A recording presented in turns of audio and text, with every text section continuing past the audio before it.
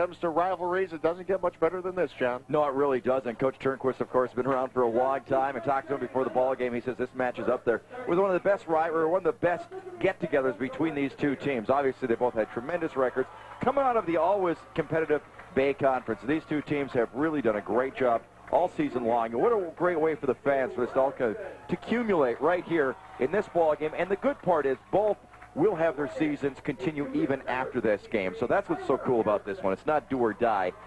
Big things at stake here, but yet both are going to move on next week. Absolutely. Going to the playoffs, always a special thing. But even more so for West Pere this season. They haven't been to the playoffs since 1998, and here they are. They still have a chance to grab a share of the Bay Conference tonight. And again, they didn't do anything unusual, just played great football. Coach Turnquist, again, in the pregame show, telling us that he noticed it late last spring, early this summer, the way the team was coming together, the way they were working out, how hard they worked out, how well they all got along. Just one of those teams, he says, that's been a lot of fun to coach. And it has been a fantastic season in the Bay Conference. Take a look at the standings right now. Ashwaubenon, they are having a great season. We saw them a couple times. They are 8-0, 7-0 in the conference. Now, they are at Seymour tonight. You know, they're the one team that's the most explosive in the conference.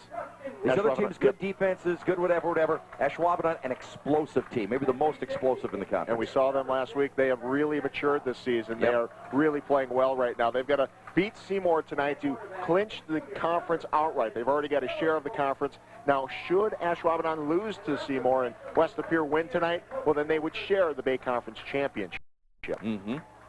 But both teams, I think, really looking at this ball game as obviously you got the rivalry, all the pride at stake, all those sorts of things, but also one of those situations you want a good ball game to springboard because you've got such a short week. Tuesday night, you're strapping it up. And then it is do and die come Tuesday. So you really need this game as a fine-tuning aspect as well. Fine-tune and stay healthy. Yeah, you're right. And that's one of those things you don't even want to talk about, you know, as a coach. You can't say that to a kid because as soon as you try to not stay healthy, things happen. So you got to give it all and just, you know, hope that the football gods are on your side. And that's always exciting when the playoffs roll around. And speaking of the playoffs, a lot of our conferences, many teams going to the playoffs. You talk about the Bay Conference. Already 4 teams have qualified for the playoffs. If New London beats Shawano tonight, New London will be in the playoffs. Packerland Conference, 4 teams already in. Oconto needs a win tonight to get in for sure, but they could be a bubble team. Even if they lose tonight, they would have a losing record in the conference, but they'd still have a winning overall record, so they would be one of those teams to fill out the brackets if need be. In the Fox River Valley Conference, 3 teams already in Sheboygan South, Green Bay, Preble, and Notre Dame. 2 teams trying to get in tonight. Green Bay East has a tough task. They've got to go to Sheboygan South and win that game to get in. Of course, Sheboygan South undefeated this season. And Green Bay Southwest needs a win over Manitowoc to get in. So a lot of teams right on the bubble. Elsewhere, Wrightstown, Brilliant, Valders, Michigan, all in the Olympian Conference. Hilbert still has a shot at it, as does Manitowoc Lutheran.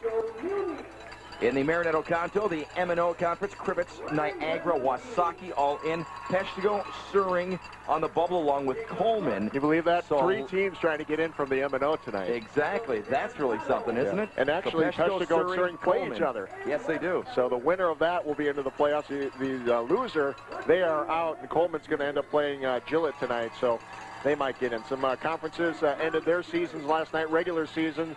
Fantastic year for Appleton North in the FBA. And a nice year for Appleton West. We saw them early in the year against Kakana. In fact, I think it was their very first game of the year. And they really had a great season this year.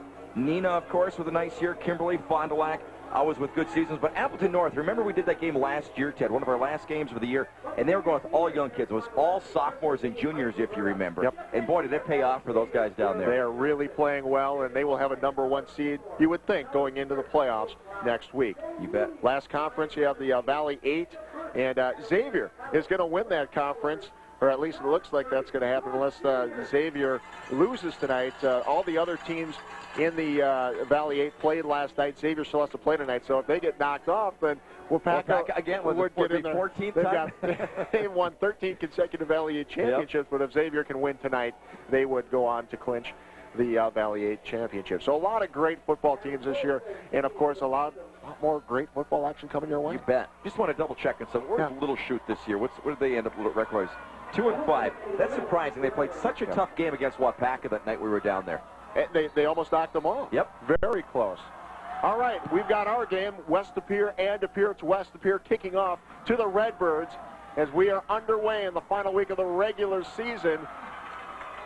Nice tackle. Alex Holtman making the tackle to start that one off. Jeff Riddle with the return. It's a beautiful night for football. Perfect. Ted Stefaniak and John Mino with you. We're 6 of 8. 6 good weeks, 2 bad ones. Weather-wise. 2 games that got away. That's right. 2 that got away from us. So it's the De Pere Redbirds wearing the red uniforms. Mike Hopalainen, the quarterback, will keep it. Rolls out to his right. And is slammed down. Hello, SmackDown fans. Well, I'll tell you what, we're talking about the hitting. Adam Tollefson right there showing the kind of hitting that West De Pere has done this year. Again, a bunch of basically average-sized guys who simply bring it strong every ball game, and that's been the key to their defense. They've just been phenomenal defensively. A total of 61 points for the entire year. Go back. Entire year. Take a look at this replay here, too. You fans missing the wrestling show right now. Pretty good body slam right there. Not So bad brings up at a 2nd and 4. Ball on the 30 for the Redbirds. Aschenbrenner, not much inside. I'll tell you what, stacked up. Tyler Harrison, number 63, first man to grab a hold of him. That'll bring up a 3rd down. Very good running team in De Pere. Well, you know, we're talking De Pere's defense, too, Ted. They've given up 94 points for the year. 45 of those were last week against Ashwaubenon. So this is going to bring up a 3rd and 2. Big play early in the ball game. First possession for De Pere. 3 receivers set up on the far side. They are going to run it again, and once again, the West De Pere defense steps up. Tyler Bain, one of the guys in there. Elijah Webster also. Holy cow. Talk about the center of that line. They wanted to go totally with the option series on the first series. And I'll tell you what, quarterback Hopalainen tried to read that tackle, but the tackle came in so low, it's a tough read to make. Punting And they stuffed him. Hopalainen back the punt. Remember, he's also the quarterback, so you always have to worry about the fake, but he gets off a nice punt. Drives it back to the 25. Fumble. And a loose ball. De Pere has it. The Redbirds recovered. Joe Young knocked it loose for De Pere. Well, it's cold out there. It's a beautiful night, but it is cold, and, well, that hard ball hitting those hands. Joe Young Gonna be knocked tough it to hold loose. on I to believe it. it was Nate Woodward who recovered for De Pere. So a huge break off a nice punt, a great punt. So right here, that's where it's knocked loose. Yep, and then the recovery. So nice play by Joe Young. And then Nate Woodward. So De Pere in great shape right now. About the 34. That's where they'll set up first down. Hopalainen, hands off. Looks like Aschenbrenner. Boy, that defensive line comes in low for West De Pere. Real low. No, we talked about this at the top of the show. They're only giving up about 100 yards on the ground, which is very unusual for a high school team. Certainly is.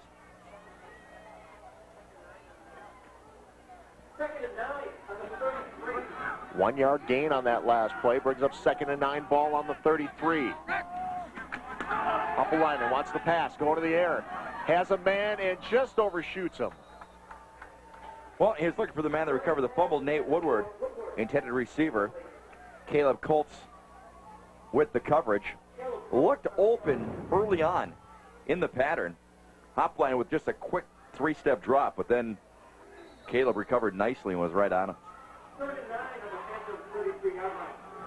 So brings up a 3rd down.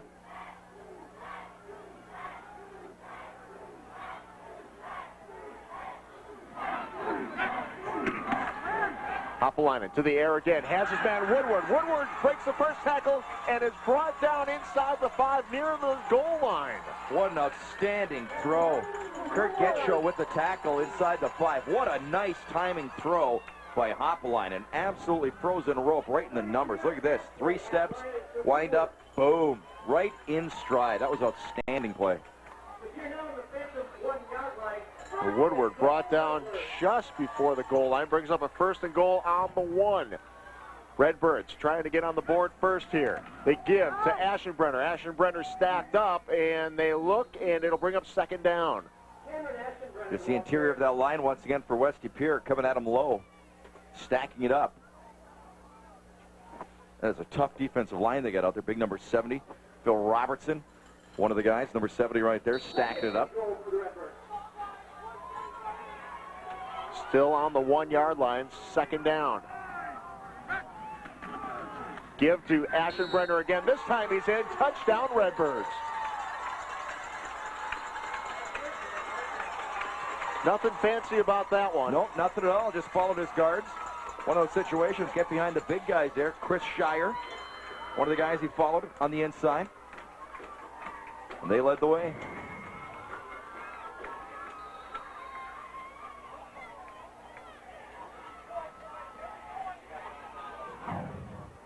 So now Woodward set to kick the extra point attempt. And that is good. So with 8:32 left in the first quarter, De Pere strikes first, 7-0.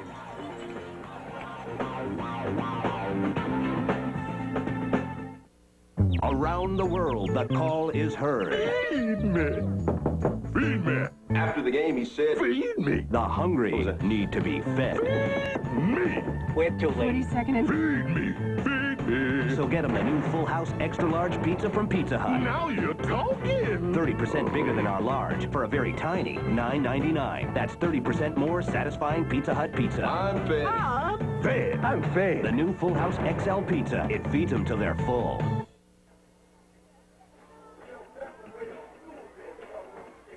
Well, a turnover leads to the first score of the ball game as De Pere took advantage. Cameron Aschenbrenner getting the Redbirds on the board. Well, those are the kind of things you can have a great defense, but boy, the special teams come into play. Don't every level. Turnover on special teams, how often does that not lead to a score and to a real bad thing happening for your team? It just always causes problems. So 7-0, Redbirds with the lead. They kick off. Phantoms trying to answer now. Get a good push up the middle. And we'll start at about the 30-yard line. Tom Sturdy with the tackle for De Pere.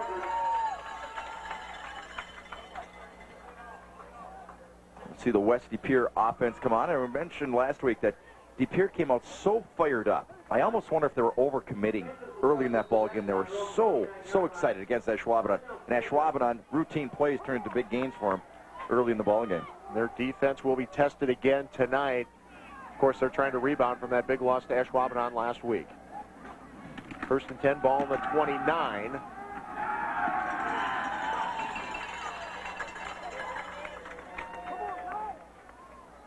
Maybe a yard on that play. Theo Cloud with the tackle.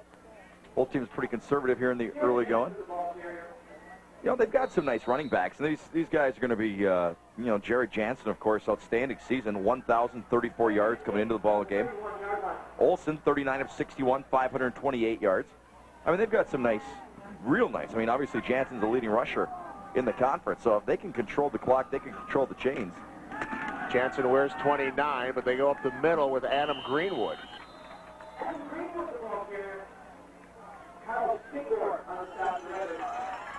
Carl Skidmore with the tackle. Setting up that little pitch, it looks like, huh? Well, you would expect Jansen to get the ball plenty of times He's in had this some game. fantastic games so far this year. As I mentioned, leads the conference in rushing with over 1,000 yards.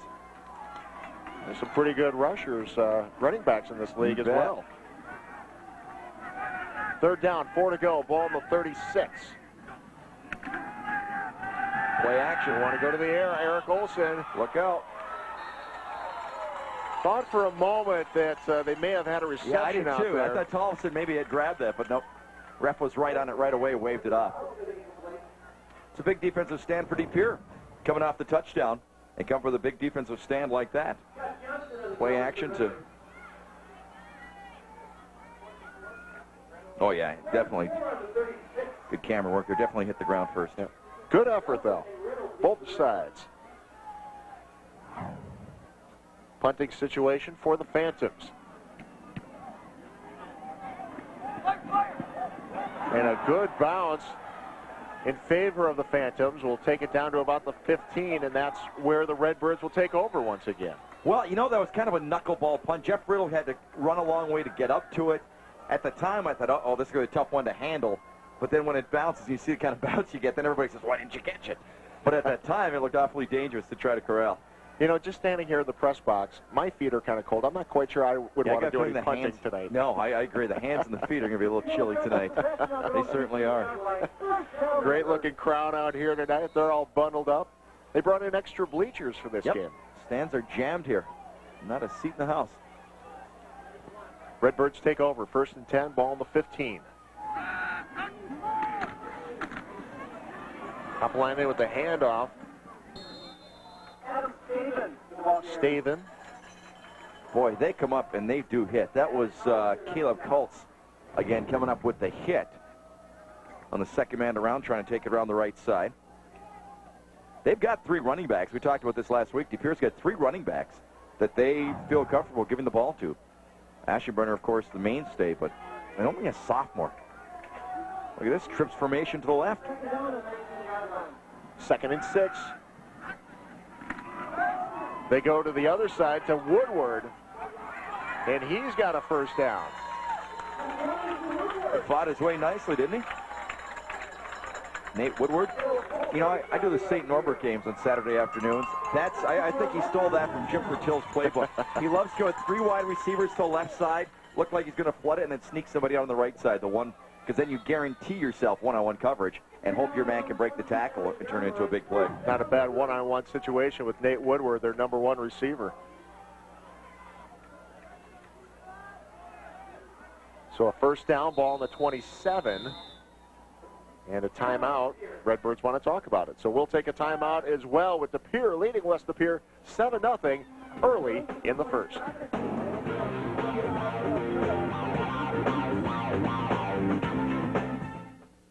They have great prices, great selection. Here's what you get this week at Broadway GM's Truck Fest. Brand new 05 Chevy Trailblazers, only $229 a month. New Silverado extended cabs, only $214 a month. And listen to this, brand new Colorado pickups, only $149 a month. Better selection, better prices at Broadway's Truck Fest.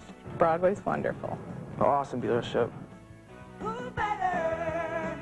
Broadway Automotive.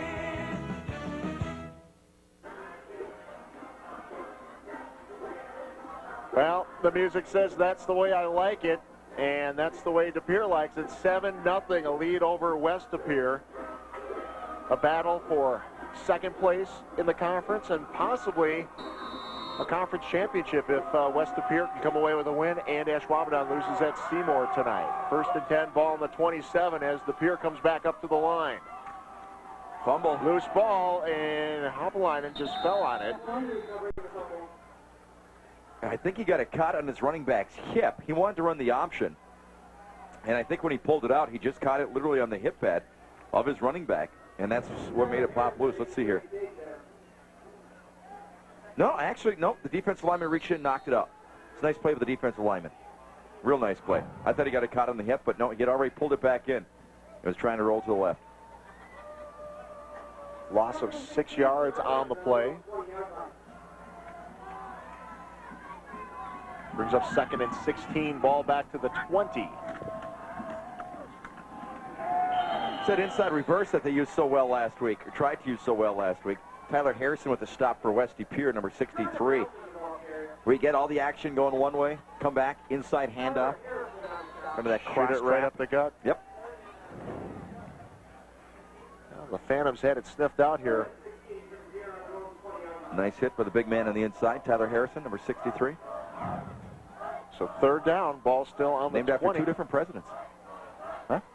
Tyler and Harrison? I like it. Studies for you. I like it.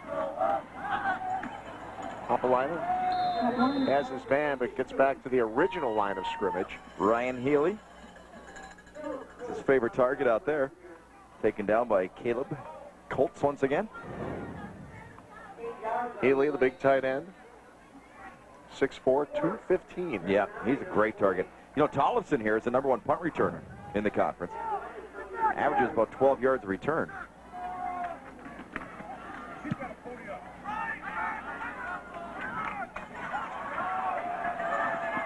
Trying to make something happen here, and they bring it out across the 40.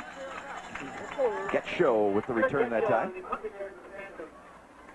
You Joe mentioned, Young on the stop. mentioned St. Norbert a moment ago. How are they doing this year? Oh, outstanding. The one loss early in the season, the first game of the year to Whitewater. And undefeated since. They'll play Ripon at home on Saturday. And they've got some kids there from De Pere. They got some West De Pere kids. A lot of kids from this area right here. They played in this field. Where can people find you on the radio listening to that game? 1440 WNFL. There you go. Thanks, buddy. No problem. 1st and 10, ball on the 42. As the Phantoms take over. Flags on the play. Eric Olson running the option. Wasn't looking for the pitch at all. Wanted to keep it himself that time. Flag came down real quick, though, didn't it, on the far side? Actually, on both sides. They saw it from every angle. On the offense. I'm going to back up the Phantoms a little bit here. Coach Robbins last week, I got to give him credit. Ashwaubenon came out and just played a tremendous first half. I mean, tremendous. Everybody's cold, they're wet, they're getting pounded. Whatever he told those kids in the locker room at halftime, they came out like a brand new team again in that second half. Really played well. And that's what we were talking about in that game, Teddy. They needed to at least establish something for this game. Right. That one was basically over. They had to get something going to go into this game on a high note. Because you've seen that before. A team can have a good season. In the last 2 ball games, it all goes down the drain. And you only hope that halftime speech works, telling them to forget about the first half. Let's just play the second half as if it was 0-0. Olson has a man.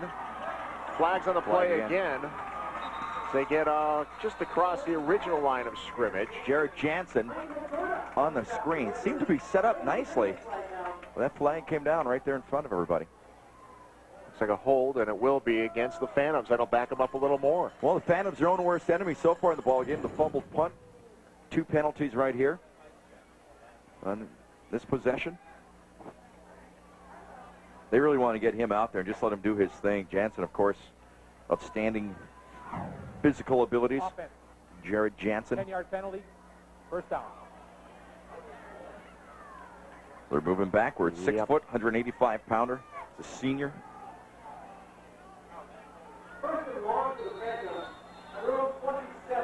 So they back him up to the 27. Will bring up a 1st and 25. Tight end in motion, switches to the other side. Olson takes a snap. Will give to Jansen. Jansen finds a hole. Nice game for first down. I guess when it's 1st and 25, you have to say, well, let's get 6 1/4 yards each time. Well, you got the right guy. If you're going to give anyone the ball, you got the right guy. Yep, you bet. Averages almost 5 yards a carry during the course of the season. Get some nice blocking up front as well. Big number 74 down there. Isaiah Scanador helping pop him free. Picked up 10 yards on the play. Brings up a 2nd and 15. Ball out to the 20, actually the 37.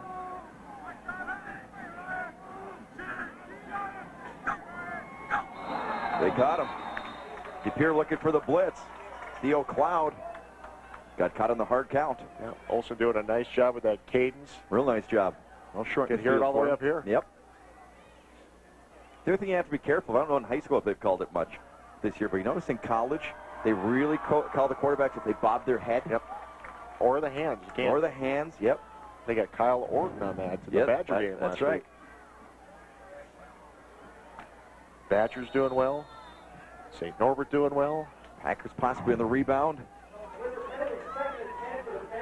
We're going to be keeping an eye on the Ashwaubenon game. Here's a quick update from Seymour. Ashwaubenon has the early lead, 7-0. 7-0.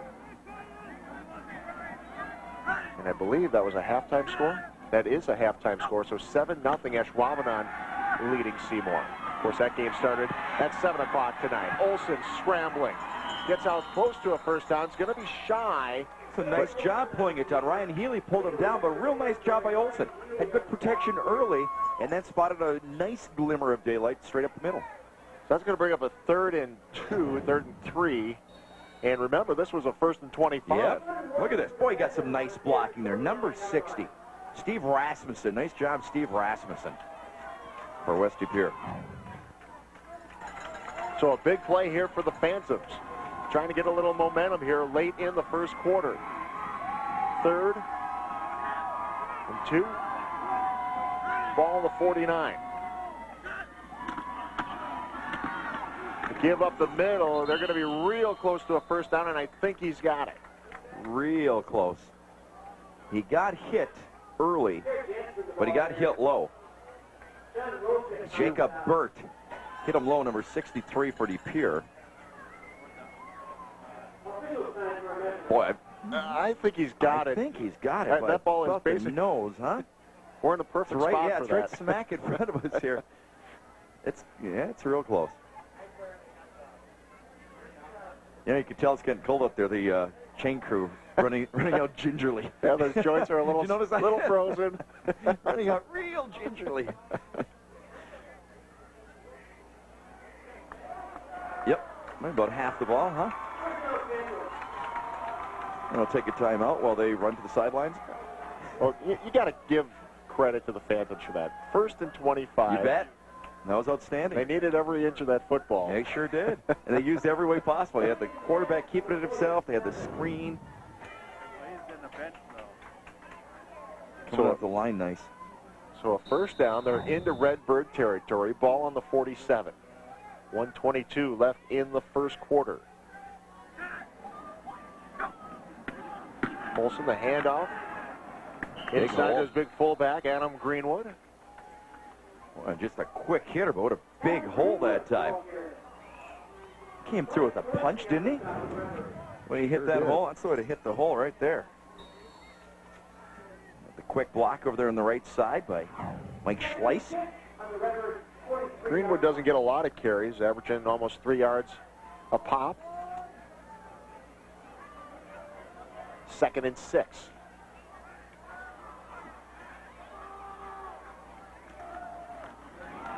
Greenwood again. Nope, on the option. And Jansen's got it. Great job with the quarterback. Eric Olsen with a great job. A nice belly fake. Nice job running it down the line. Perfect timing on the pitch. Hit his running back in full stride. You know, that's on that option, that's underrated. Getting that pitch out there so the running back doesn't have to break stride. Look at this. Does a nice job right there. Does a nice job right there. Perfect. Nice job blocking downfield. Who was that? Adam Tollefson with the block downfield, number 21. Can I just say the fullback did a nice job selling that? He did a great job, didn't he? He got hit. He sold me. Yep. Yeah, well, that's where we'll go. Yeah. 1st and 10, ball on the 26 now. Phantoms on the move.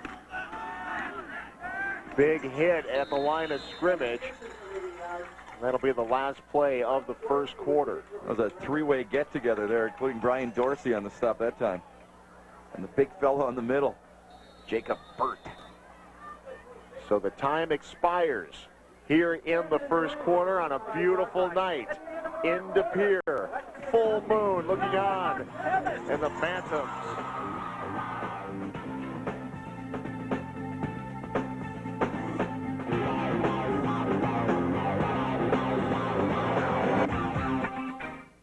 How great is this? Just me and my delicious Subway sub. No distractions, nobody bugging me. This rules. Subway Restaurants has so many choices for a healthy lifestyle, like 7 mouth-watering subs with 6 grams of fat or less. Nope, doesn't get any better than this. A man and his Subway sub. Choose our honey mustard ham sub. Succulent ham with fat-free honey mustard sauce. Your choice of veggies, all on our fresh baked bread. On second thought, it would be nice to have some company. I wonder if anyone would like to sit and talk subs. Subway, eat fresh. Dear Cable Company, me and my friend Ted are always competing. Like when I got digital cable. Ted gets a dish. Then comes high def. Me, 1 call and I'm hooked up. Ted, a bunch of calls, a bunch of money, and still no local high def. Thanks, Cable. In your face, Ted. Digital cable from Time Warner Cable. It doesn't get any better than this.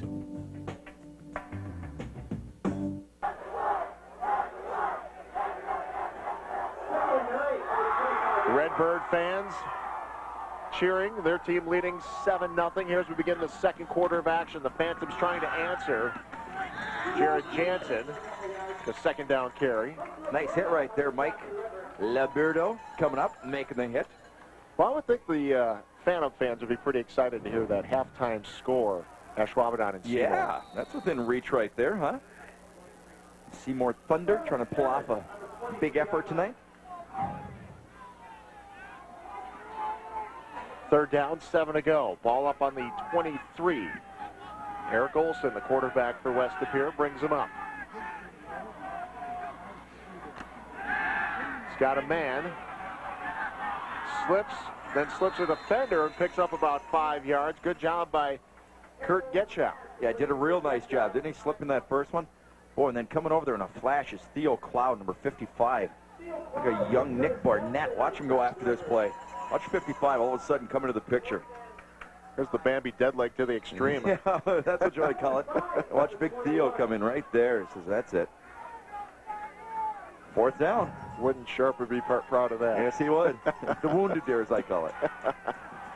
Big fourth down here. 4th and 5 to go. Ball on the 21.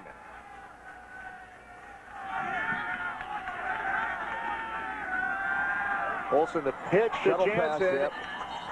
And they're going to say that was a forward pass. Right. Yep. The shuttle pass. So either way, it's De Pere ball, no matter who covered it. So in the books, if you're keeping track at home, that's an incomplete pass. Right. Dorsey coming up with it. Seemed like a good call in that situation, though. A shuffle pass. Yeah. See what happened here. Well, you know Did what? it get tipped? No, I think what happened was he just lost sight of it. Liberto came through right between the quarterback and the running back, and I think he just lost sight of it for that split second and bounced off his shoulder pads. Redbirds take over. 1st and 10, ball on the 21. And a little bit of a running room there for Adam Staven. For Getchow, the big hit over the sideline. Staven getting his money's worth tonight, huh? And a few carries here. Aschenbrenner, of course, came in as their leading rusher. And a hit coming right.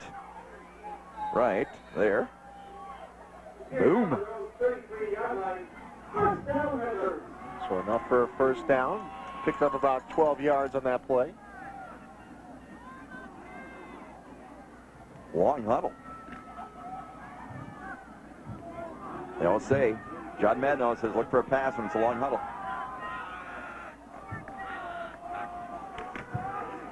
Here's Staven again coming to the near side. Has a hole. He's going to go. 30, 20, 10. Touchdown Redbirds.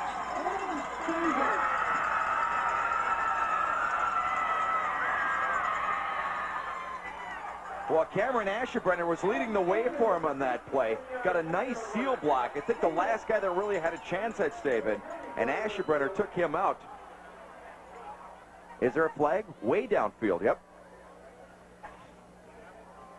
Can't imagine what that would be. Staven was. Let me say this. No one was going to catch him. Yeah, if that's where the illegal situation happened, there was no need for it because Staven was 15 yards ahead of everybody at that point. The flag is on the 20-yard line. He would have been in the end zone by then. Without question. After the touchdown, we have unsportsmanlike conduct, number 55 on the offense. 15 yards on the extra point, try for point. Okay. I was going to say, because there was no need for any sort of blocking at that point in the 20. He was gone. Coach Ravis going to have a quick chat with his players. He doesn't want to see anything like that after a touchdown or after any play. I don't know exactly what happened. Could be a host of things. But here's what I mean. Staven, there was no need to be throwing any more blocks once he got to about the 30-yard line. It was clear he was gone. He looked like a sprinter just coming down on the final leg of the 220, didn't he? And you could see no one was going to catch him. That's what I mean. As soon as he hit the line of scrimmage, that was it. It's like the Olympic team when they handed him the baton, and he's got the lead. Nobody's running him down. Well, this is going to be a long extra point. Holy cow.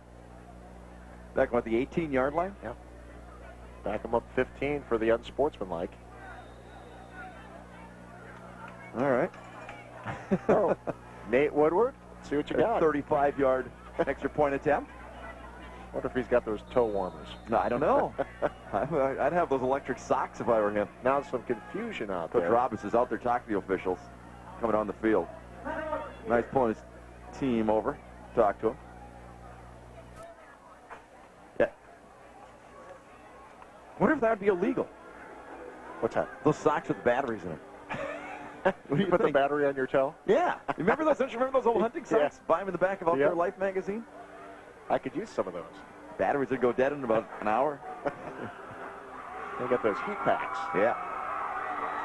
Modern technology, it's a great thing. Just wish it could help my aim. You haven't gotten the trophy yet? No. You know, Up in the stand? and how long have we been talking about this? Since about week 2, I believe. About then. Since about then. There's no meat in the freezer. Yeah. Yeah. I like that. Here we go. 35-yard attempt.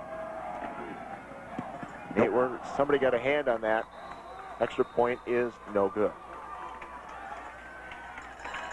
We've got a timeout on the field. 13-0 to Pere, leading west of Pere.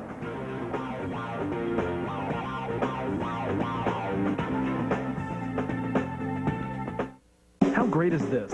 Just me and my delicious Subway sub. No distractions, nobody bugging me. This rules. Subway Restaurants has so many choices for a healthy lifestyle, like 7 mouth-watering subs with 6 grams of fat or less. Nope, doesn't get any better than this. A man and his Subway sub. Choose our honey mustard ham sub. Succulent ham with fat-free honey mustard sauce. Your choice of veggies, all on our fresh baked bread. A second thought, it would be nice to have some company. I wonder if anyone would like to sit and talk subs. Subway, eat fresh.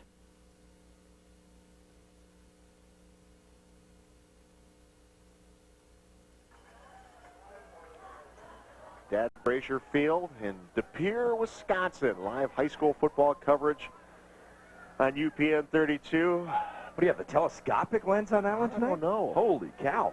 It's incredible. We've got some of the best equipment in the business. I guess so. Our production facility, Token Creek. They do a great job for us. They certainly do. Phantoms get ready to take over here. Now, they need something good to happen here, John. They certainly do. Brock Larson with the return. And once again, we call his name a lot, but Joe Young on the stop. But I'll tell you what, one of those situations, I think that West De Pere has to be a little bit frustrated with themselves. They overcame the big 1st and 25. Yep. Then they ended up losing it on downs. Then, of course, earlier on, they had the fumble. Then they allowed the long run here. I think this is almost in reverse what happened to De Pere last week, where they just get up to a bad start before they get settled down. And they're down by a couple of scores. 1st and 10, ball in the 27. They give to Greenwood. Pretty good sized hole. Closed quickly, though. Coming up, one of the guys to make this stop. Carl Skidmore. And Cloud making the stop. Setting up that option once again. I think what they're looking to do, of course, is find the big man with the wheel, Jansen, on the outside with that toss. Got a wide field over there on the right side right now. 3 yards on that last play, brings up a 2nd and 7. Well, it's De Pere defense is playing tough. Controlling that line of scrimmage. Count up again from the outside linebacker spot there. Number 19, like Mike Liberto. Well, going into week 8 last week, De Pere did have the toughest defense in the Bay Conference. And then Ashwaubenon just exploded in the first 24 minutes. That really was an outstanding performance by Ashwaubenon last week. It really was. 3rd down, 5 to go. Olsen wants the pass, under pressure. Headed receiver, I think, was Phil Przyblinski, but threw it behind him. Timing just seemed off on that one. Did I pronounce it right? No. Okay, go ahead. No, I would have gotten this one wrong, too. I was talking to a young man on the field before. Przyblinski. Przyblinski? Przyblinski. Przyblinski. What did I say? Przyblinski. That was close. Przyblinski. Przyblinski. Timeout on the field. Gives us a chance to tell you what else is coming up on UPN 32. Of course, UPN 32, your place to find Malcolm in the Middle 5 days a week. Tune in every Monday through Friday at 6 p.m. and again at 9 p.m. for 2 different episodes of the hit comedy Malcolm in the Middle. Every weekday, followed by The Simpsons, 2 families that put the fun in Feng shui or whatever they call it. You know what? When it gets this cold, even in the press box, the jaw. I understand. The jaw first. And then the lips. That's where it all begins. So by the third quarter, we're talking like this. Forget about it. Get to some of that cocoa they got downstairs. They going for it here? 4th down? Nah, they can't go for it here yet, huh?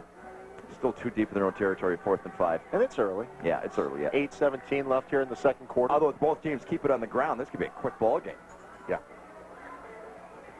Late start tonight. Yep. Of course. Hello. Thanks for coming out to the ball game. Everyone having fun here in De Pere tonight. Jeff Riddle is deep.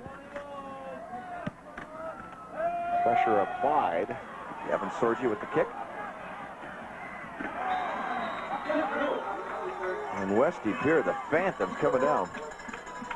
And covering with some vengeance. Tyler Harrison. The way he went down, I almost thought he got some face mask. He went down in a hurry, didn't he? Yeah. Let's see. Boy, he looks up and all white jerseys ahead of him. Nope. Just grabbed by the collar. Yep. Good play. That's why we're up here, not wearing striped shirts. 1st and 10, ball in the 34 for the Redbirds. Kurt Nelson? Yeah. I think Kurt slipped when he tried to make that cut up field. Just went out on. You ever figure out how you get a star of football here? Did they ever tell you? I'm not quite sure. Little baseball action for you. 3rd inning, Astros leading the Cardinals 2-0. Game 7. That's a big game. It'd be pretty neat to see Phil Gardner in the World Series, wouldn't it? Sure would be. Great guy when he coached the Brewers. 2nd and 9. And a penalty flag comes out right away. This will go against the Redbirds. Well, those baseball playoffs have been something this year. Sensational. The Red Sox making it to the World Series. What a great situation that is, huh? Can they reverse the curse? Yeah, I wouldn't bet against a team like that. When you take 4 in a row against the Yankees and at their place. Yeah, they've used everything. We'll see. 2nd and 14. And there's Staven again. Adam Staven. Staven got his block there from Curtis Nelson, number 20, with the block for him, freeing him up. Not seeing Ashenbrenner as much as we thought we would tonight. And, you know, we haven't seen Jeremiah Johnson at all in this game. No, we have not. Nope. He's hurt. Okay. Yeah, he took a pounding last week. We're told that he is not dressed for this game. Played a tough game last week, I'll tell you that. Sure did. He was a man last week. Staven only had 10 carries coming into this game. Apollonia goes to his man, Nate Woodward, and Woodward almost came away with that. He almost came away with it. And Caleb Colts almost came away with it. Each one had a good shot at it. Woodward going up high. I thought he had it. And then Colts, with a great effort, thought he was going to get it on the second time around. And Woodward's got that build, too. He can go up and get those jump balls. Boyd Dollar type. Remember Boyd Dollar? Yeah. It's like your size.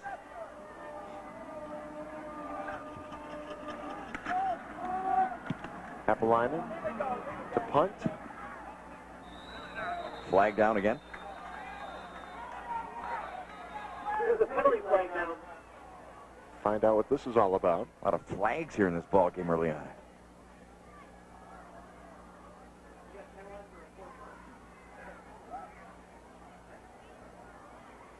Say talk it over. De Pere is a possibility for a first down here.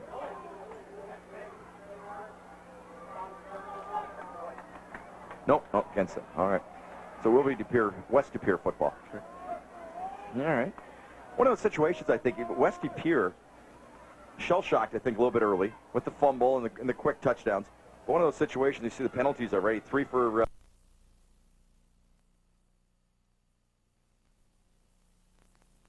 like they're in any sort of a groove. I don't think that option has really clicked all that much yet. I think they're still trying to feel their way into this ball game, and they're down 13-0 before they found that comfort zone. Let's see if they do it in this drive. Certainly haven't put anything together. No. The best thing they've really done is pick up a first down. 5.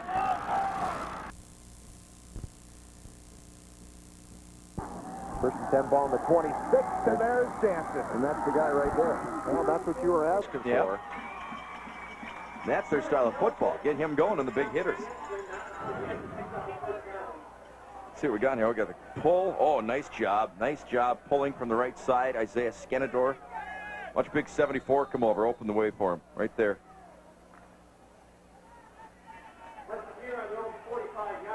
Jansen, of course, the leading rusher in the Bay Conference, and we've seen some good ones in the Bay Conference this season. Jansen again. Picks up another 5. Another hole over that right side. He's got the big lineman over there, the big offensive tackle, the big guard. I think that's going to be their bread and butter in this entire drive. They're just going to try to chop it up that way.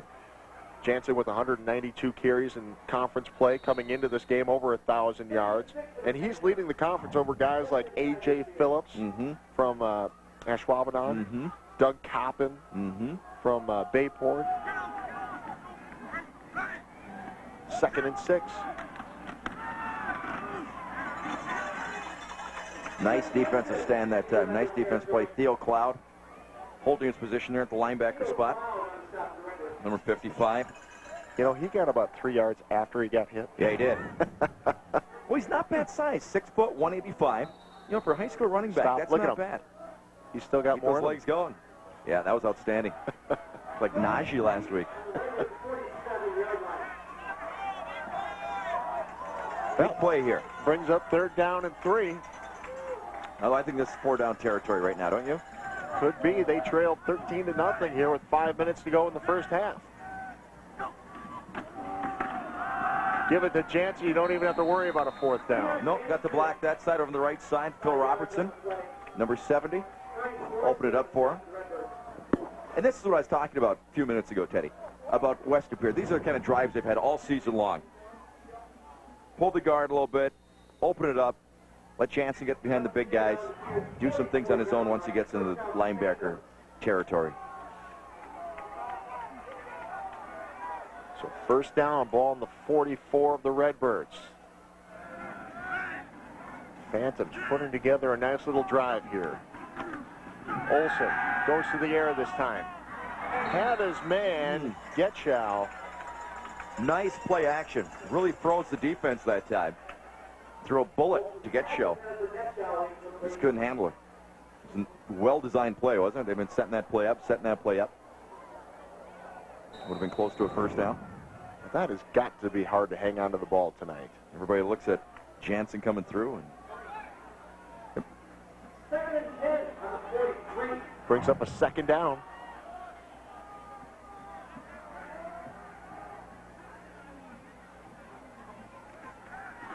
Oh, bring it, Big Daddy. Carl Skidmore, number 52. I don't know if Carl just read that one right, guessed right. I don't know what he did, but Carl Skidmore. Was he in the was he in the offensive huddle? Watch this, number 52. Right there, just right there, filling the gap. 5'8", 185-pound linebacker. 3rd and 12 from the 45. It's a big series for these guys. With just 4 minutes left to go in the first half.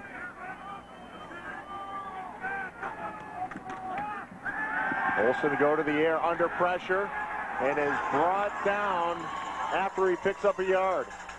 Ryan Remondini with the stop. There are a bunch of red shirts in the backfield. Remondini, the one that brought him down, but man, they had great pressure that time. He had nowhere to go. Everywhere he turned, every escape outlet. Look at that. You're exactly right. Robert Labirdo was on the left side.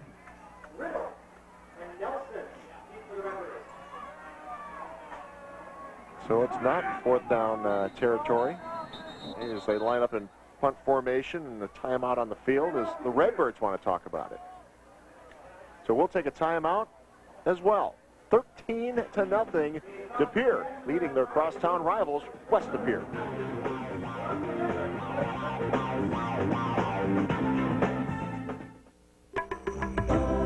At Aurora Healthcare, we're investing in the future of your family by pioneering remarkable advancements to help keep them healthy.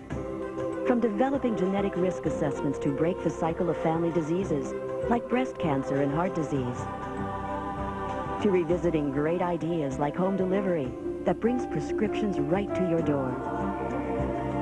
Aurora Healthcare, constantly finding better ways.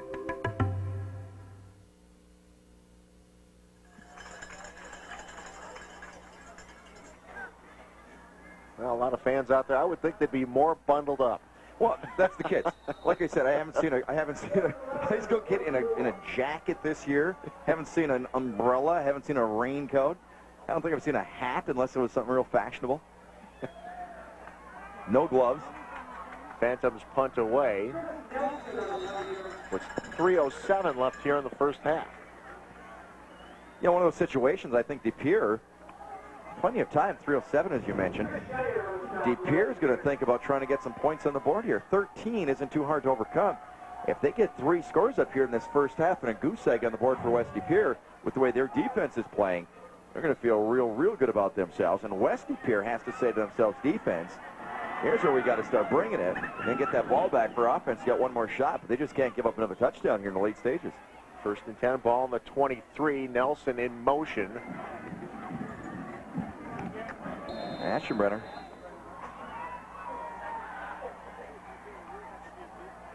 Adam Greenwood, one of the guys on the stop over there. It's been a pretty fast-moving game. Very fast-moving game. Almost exclusively on the ground. Gained a couple. And we've seen some long ones this season. Yes, we have. Well, last week was 3 hours, wasn't it? It was almost 3 hours of game time last week. Leave the air about 9:50. Yeah, it's 10 to 10. Kickoff was at 7. 2nd and 9. Keeper. Nice defensive play. Real tough. Oh, face mask. Yep. Adam Tollefson. Made the nice play, and the hands went up. And he grabbed it. Look, it stays with him nicely, Oh, yeah, right there. Personal No foul. question. Face mask on the defense. 15 yards.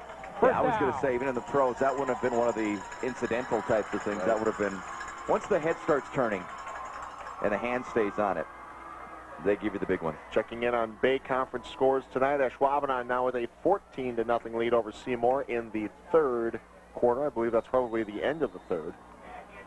Right, because that one started half an hour earlier than ours, right? So Ashwaubenon trying to complete an undefeated season and capture the Bay Conference outright. Of course, West De Pere would like to see Ashwaubenon lose tonight, but they need to take care of business here. De Pere in control of the ball and in control of the score of 13-0.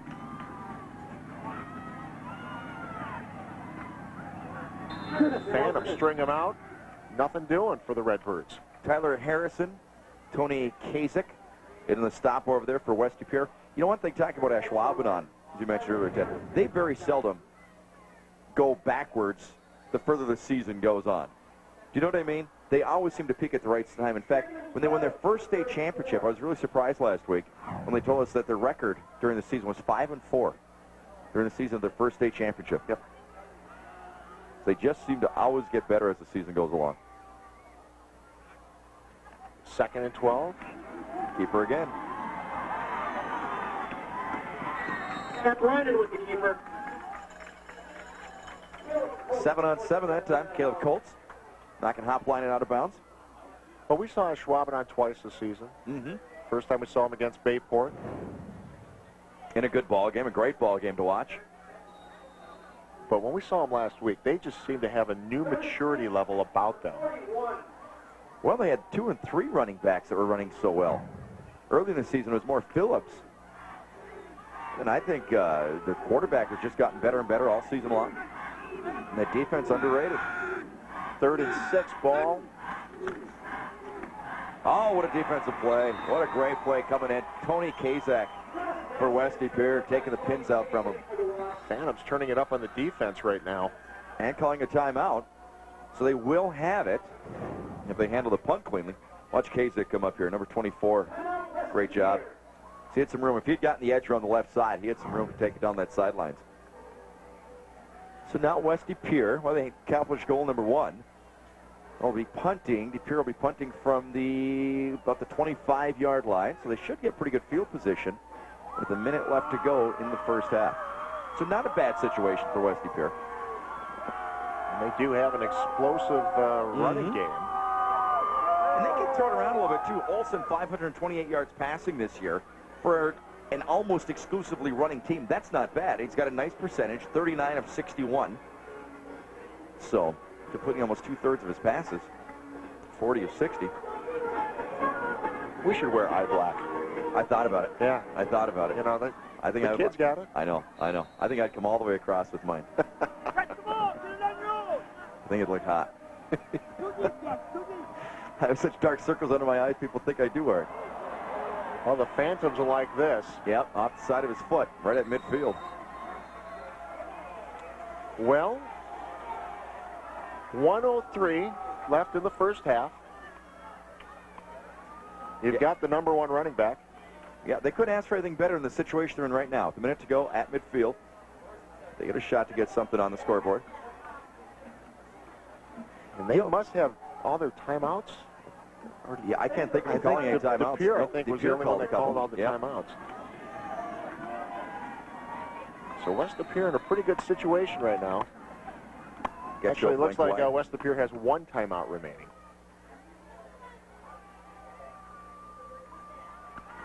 Olsen up the middle. Picks up 6. John Ruzick with a stop that time, along with Cloud. Did a great job that time. As soon as he saw that defensive end, or if it was the outside linebacker or defensive end, I'm not sure. As soon as he saw him coming downfield, boom, did a great job tucking it, taking it up, and getting what he could. No chance to pitch once you see the defensive end out that wide. Well, that clock is just ticking away. 33 seconds. Better get out of bounds. Adam Tollefson knocked out of bounds. Well, they just had to stop the clock. 19 seconds left.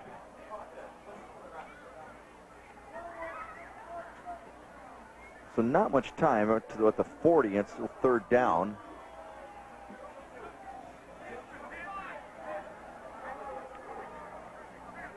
So a timeout called by West DePere. Did he not get out of bounds? I don't know. I thought he had, to be honest with you, but evidently he did not. I think that's what Eric Olsen is asking the official, if he was out of bounds. Coach Turnquist as well. Dexter McNabb down there. Remember him, the old Packer fullback? Yep.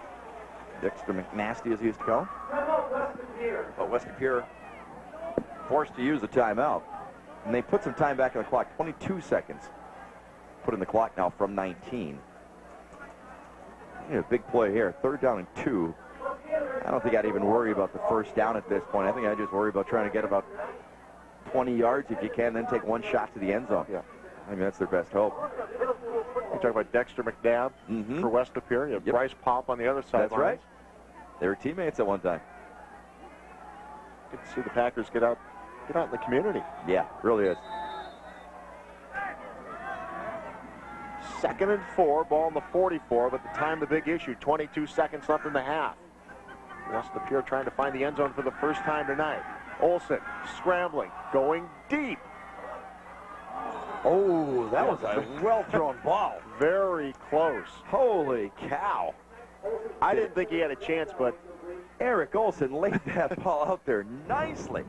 He threw that thing about 45 yards on the fly and pretty much on the bullet, or on the button. Look at this. Holy cow. That was close to 6. I don't know what happened down there exactly at the other end. If it was knocked away, Getcho was the intended receiver. But what a gorgeous-looking throw by Eric Olsen. 16 seconds, but a 4th down now.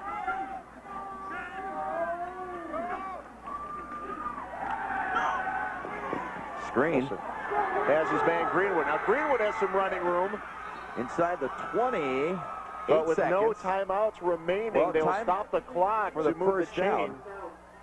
They'll have to get on the line. They should be able to get off one play. With 8 seconds left, they get up to the line.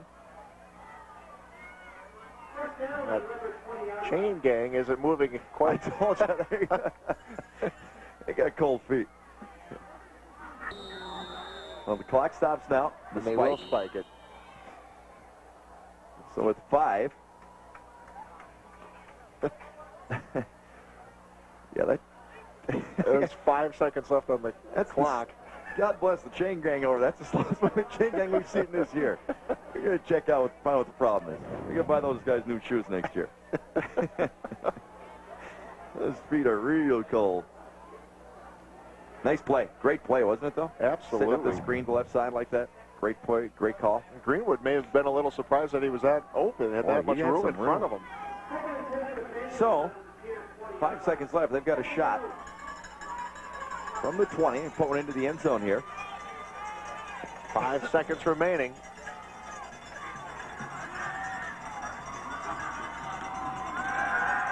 Look out. Olsen under pressure and is sacked as time expires. The Redbirds step up. Carl Skidmore, 52, coming from the backside. That was the main problem. They brought the blitz, and it worked for Pere. It has been a Redbird first half, and they put an exclamation point on it as the final second ticked off with that big sack. 13-0. Redbirds leading the Phantoms. It is halftime. We're going to take a quick break. Got highlights and stats coming your way, as well as a news break. Again, the title for the pride and bragging rights on the line. Redbirds in control.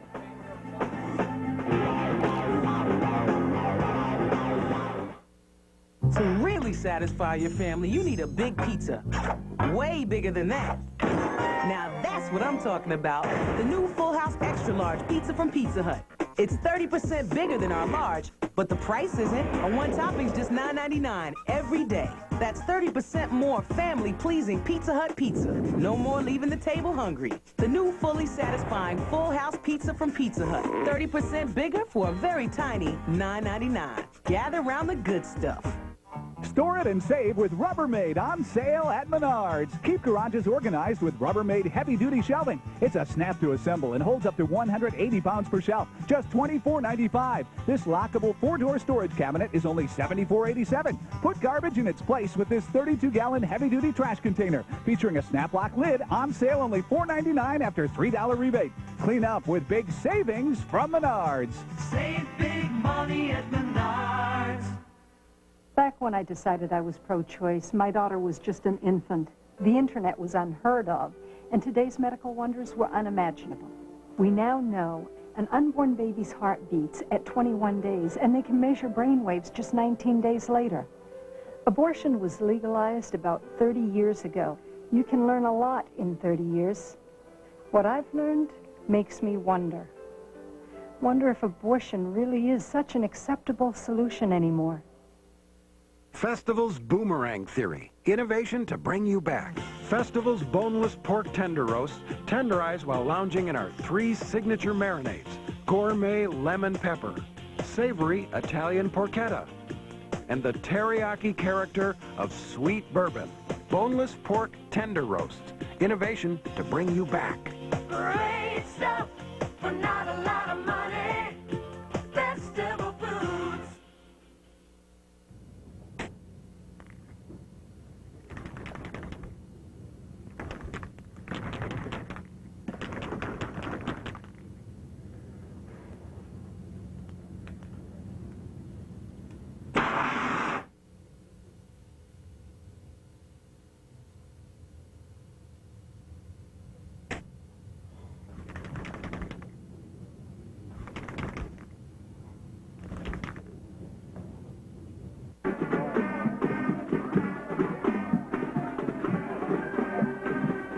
Nothing. De Pere leading West De Pere at half. Ted Stefaniak and John Mino with you as the De Pere marching band takes the field, and That was the Pere marching up and down the field in that first half. Well, in that first quarter especially, and then Staven had that huge, just a great play, and he busted loose from long distance, and that was the one that really put West De Pere back on their heels. West De Pere's had a couple of nice drives. They just haven't been able to finish those drives to get any points out of them, and they just haven't been able to make the big plays when they needed to.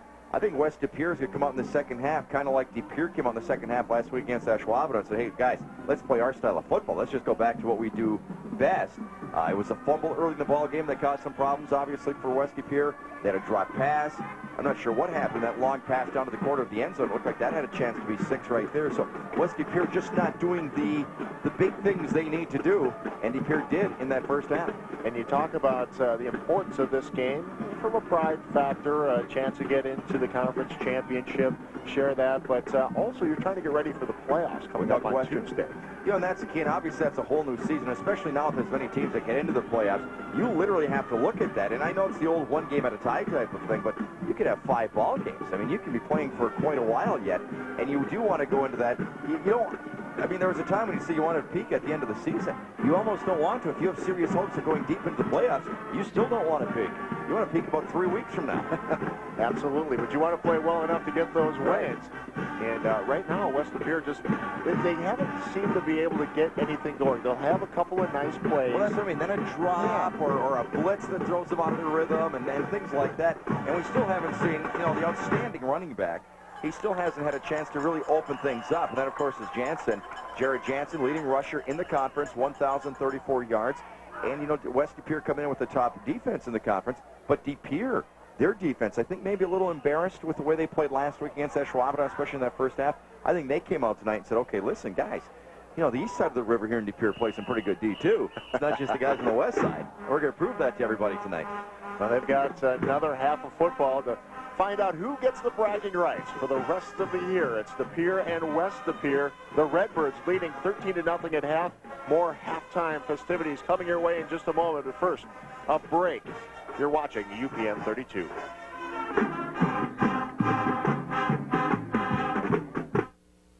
Are you looking for the hottest wireless phones? Look to Bayland Telephone, your authorized Cellcom agent. Our customers know why we've been so successful over nearly 100 years. Great service and always the latest technology. Now, with the touch of a button, contact your friends and family with Cellcom's Chirp walkie-talkie service. Available now at Bayland Telephone.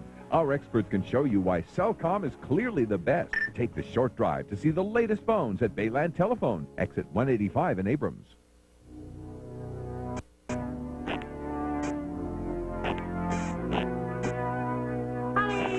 Did you find that bill I left on the kitchen table?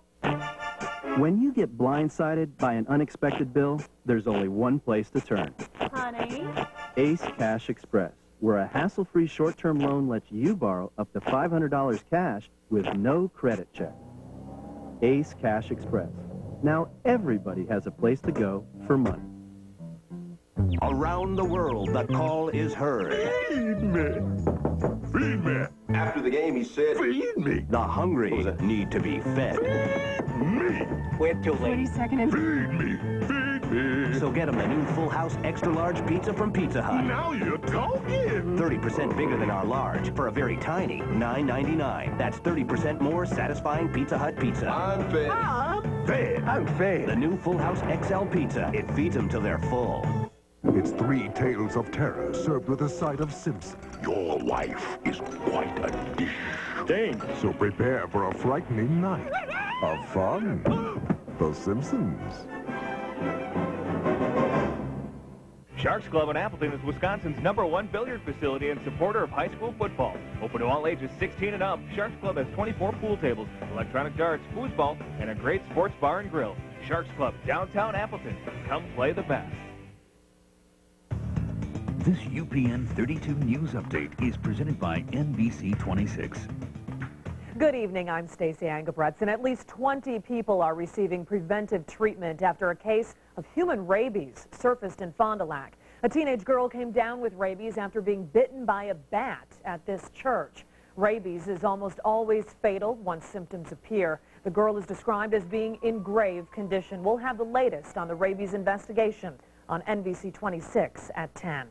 A big mistake in West Allis will mean less flu vaccine. A hospital destroyed more than 2,000 shots because the shipment was never refrigerated.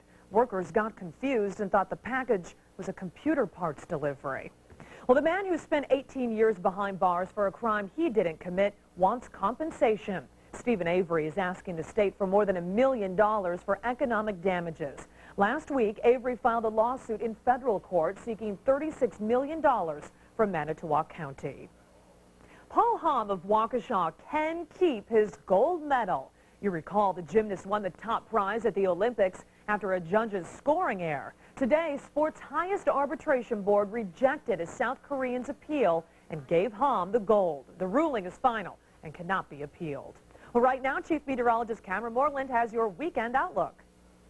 Thanks, Stacy. After high temperatures in the upper 50s to lower 60s earlier this afternoon, we're now looking at mid to upper 40s across all of northeast Wisconsin. Clear skies across the entire state thanks to an area of high pressure, which is slowly pushing off towards the north and east. It'll control our weather for tonight, but then tomorrow and as we head into the weekend, a large area of low pressure is going to be bringing us some clouds and a chance for some more rain. Right now, it's two distinct areas of low pressure, but they're going to join forces tomorrow and move in our direction for tomorrow night and Saturday. Already a large area of rain across the southwestern part of the country. Some heavy mountain snows as well, and we can be looking for that rain to push in later on tomorrow evening. So precision cast starting at 9 o'clock tonight shows mostly clear skies across the area. Tomorrow morning, maybe a little bit of patchy fog, otherwise a mixture of clouds and sunshine. The clouds will increase throughout the afternoon. It's going to be a windy day, and then as we head into tomorrow evening, a good chance for some showers and then thunderstorms tomorrow night. High temperatures will be in the upper 50s to lower 60s. Here's a look at that 7-day forecast. Tomorrow, rain late in the day, and then some showers and thunderstorms will mix with sunshine on Saturday. It's going to be warmer, mid to upper 60s. Sunday's looking fantastic. Lots of sunshine, great weather for a football game. Temperatures will be around 60 and then turning cooler for Monday. Stacy? Thank you, Cameron. Ted Stefaniak and John Mino will rejoin you live from the UPN 32 High School Football Showdown, and then join us for highlights of that game and other Thunder action on NBC 26 at 10. Back to our game of the week after this brief timeout. How great is this? Just me and my delicious Subway sub. No distractions, nobody bugging me. This rules. Subway Restaurants has so many choices for a healthy lifestyle, like 7 mouth-watering subs with 6 grams of fat or less. Nope, doesn't get any better than this. A man and his Subway sub. Choose our honey mustard ham sub. Succulent ham with fat-free honey mustard sauce. Your choice of veggies, all on our fresh baked bread. On second thought, it would be nice to have some company. I wonder if anyone would like to sit and talk subs. Subway, eat fresh. The people of Aurora Healthcare know that movement is a very precious thing. So we're working to help young athletes retrain muscle memory to avoid ACL knee injuries and keep them active for a lifetime. Helping patients stand up to MS to improve their quality of life. And curing epilepsy in individual patients to eliminate seizures and assure they can at all times remain still. Making sure the little things we all take for granted are the things everyone can take for granted. Aurora Healthcare, finding better ways. Nothing protects your truck like a Penta bed liner, and Lakeland is including one with every Pro Lid fiberglass hardcover or Challenger fiberglass cap. Purchase a Pro Lid hardcover for just $6.49, and Lakeland will include a Penta bed liner. Or get the Challenger truck cap for only $7.49, and the bed liner is included. The Pro Lid and the Challenger are both available in your choice of color, and both include the Penta bed liner. But hurry, this is a limited time offer. Lakeland in Greenbush, Madison, Green Bay, and Oak Creek.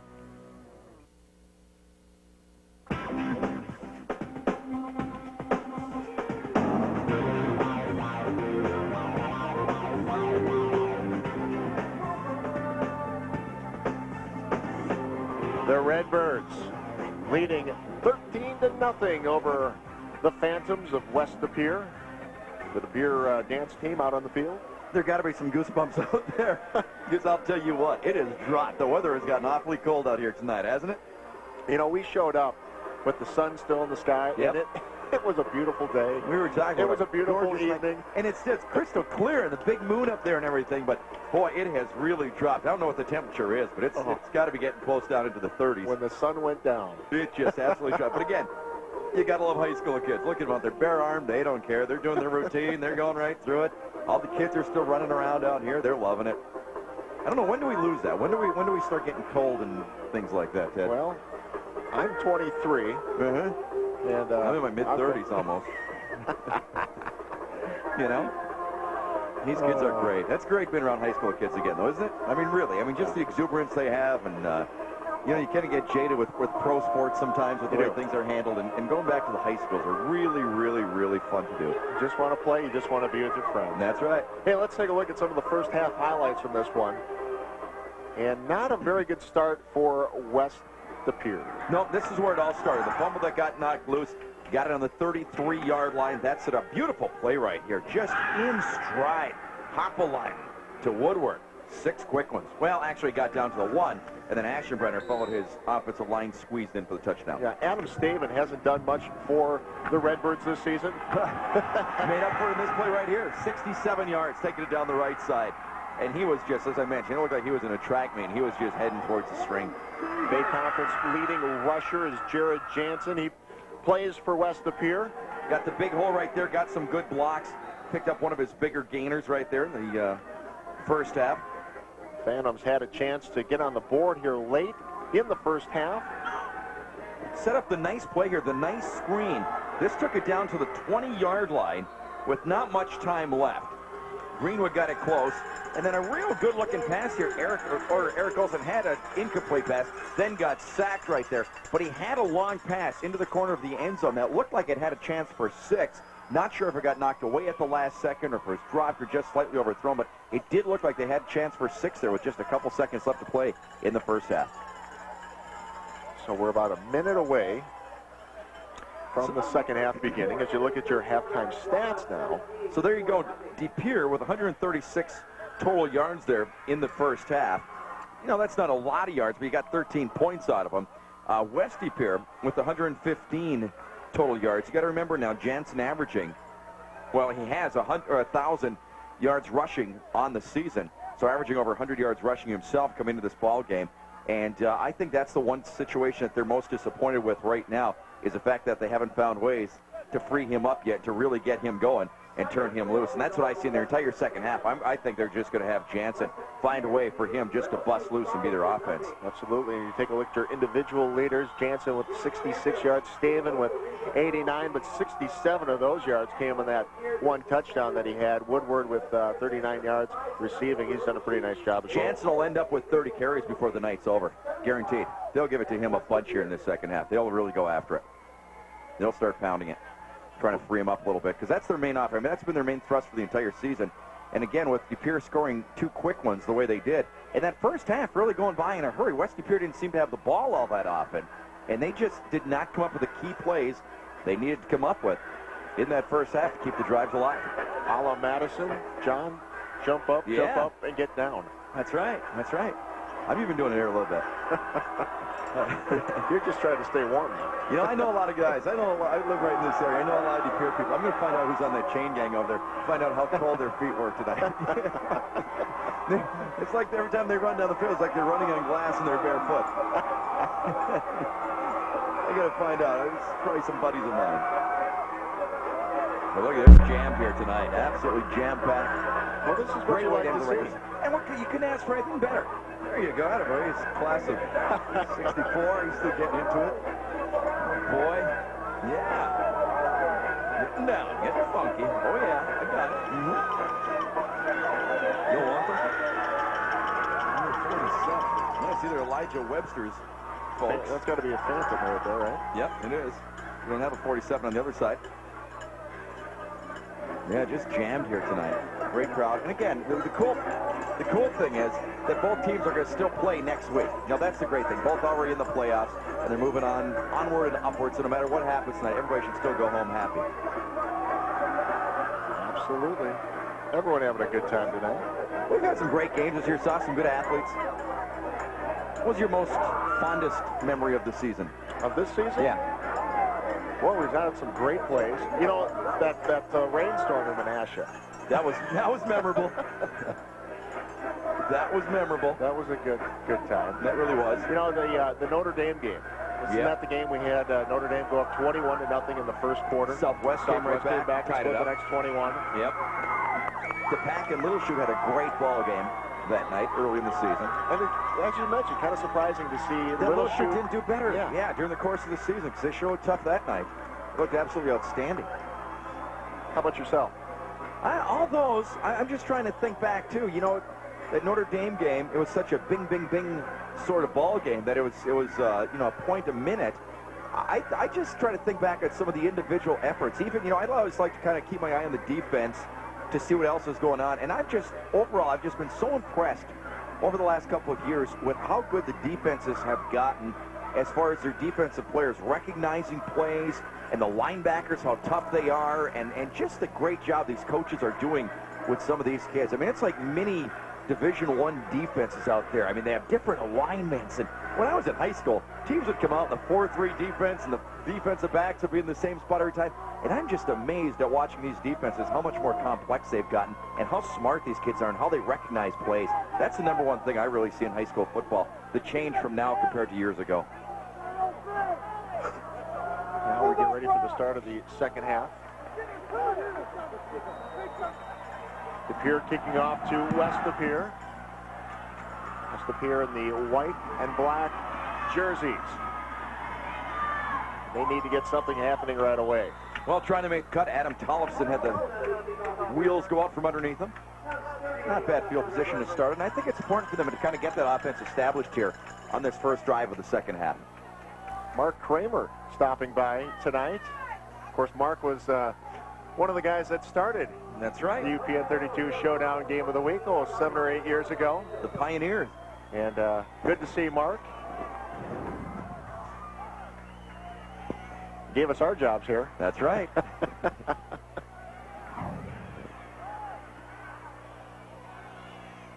So the Phantoms starting 1st and 10, ball on the 28. And they give it to Jansen on the first play. Just letting me go. Oh, excuse me, it wasn't good. It was Adam Greenwood with the first play. Just taking it off tackle.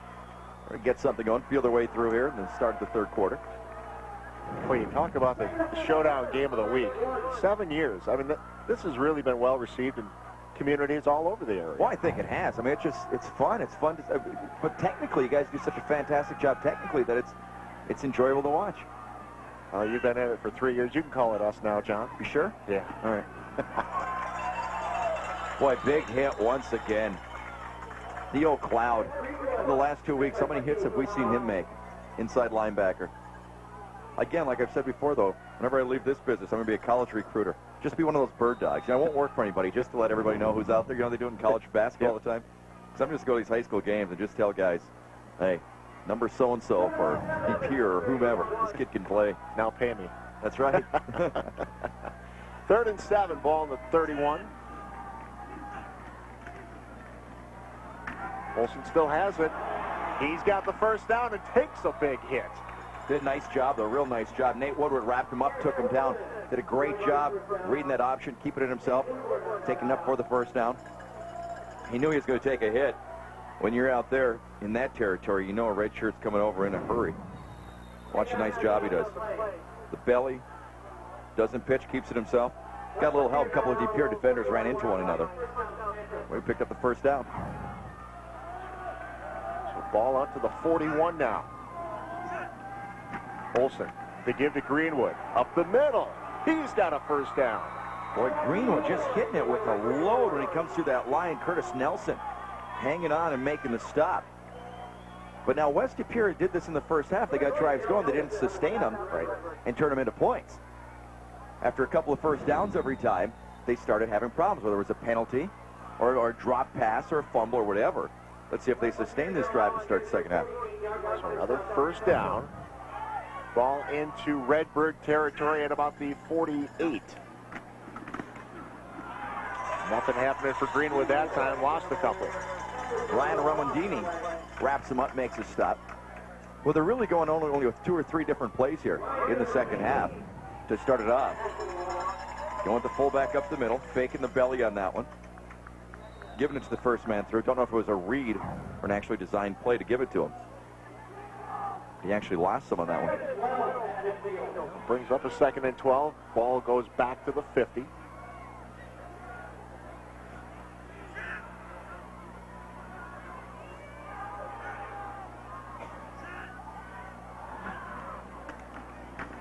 Hand off to Jansen. Didn't go where the play was designed, but he did find some daylight over the right side, cut back to get something. DePere had it really stopped over on the far right side. On DePere right side. Jansen did a nice job to see something and cut back and pick up a few yards. Seems like DePere has West DePere's offense pretty well scouted too, doesn't it? Sure does. 3rd and 8. Ball on the 46. Olsen has his man. Shivelinski, the big tight end, picking up another first down. They tried running that play on 3rd down in the first half. It's back to the first quarter, I think it was. Remember it misfired? Quarterback Olsen threw it behind him. He was open, threw it behind him. Came right back to it, threw a nice pass. And boy, Shivelinski really puts a pop on the defender right here. Right there. Hanging on to him, making the tackle. Gutsy over there, Curtis Nelson. First down ball on the 31. Shivelinski in motion.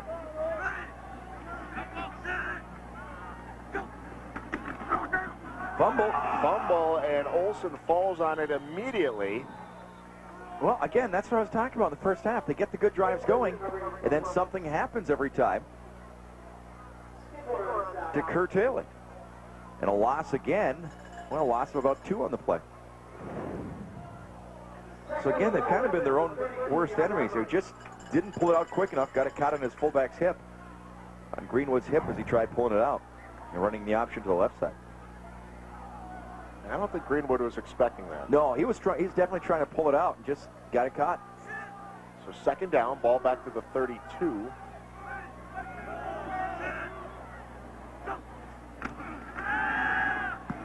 They go to Getchow.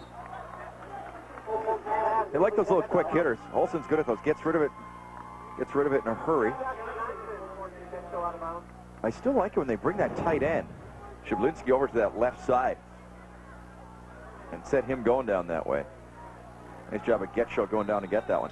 And they've shown that formation quite a bit here. And I'm waiting to see something. They're setting up something with Shivelinski. I'm waiting to see something. When he slides up on the right side, it goes over in motion to the left. I'm waiting to see a little play action going his way. 4th quarter, Ashwaubenon pulling away now, 24-0 over Seymour, as they close in on that perfect 9-0 regular season. Shivelinski in motion once again. Jansen. Well, he had a hole momentarily, then kind of ran into Theo Cloud, and Theo Cloud, tough linebacker, one of the best linebackers I've seen this year. When he plants his heels into the dirt, you're not going to move him any further. He did a nice job that time. 6 foot, 210-pound senior. Theo Cloud is a good one. Right there. The sign of a good linebacker. When you go head on with the running back. Does he run downhill any further? With Theo Cloud, you don't. So a 4th down situation for the Phantoms. 2 yards to go. Ball on the 23. Shivelinski comes to the near side this time. Olsen will keep it.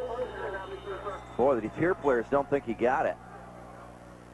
Let's see where they spot it. What a quick count. That was a 2-yard.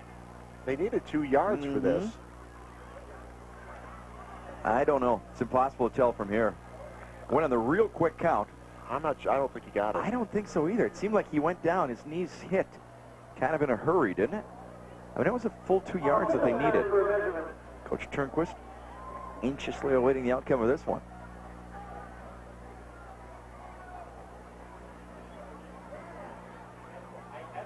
There's that chain damage. No, he didn't get it.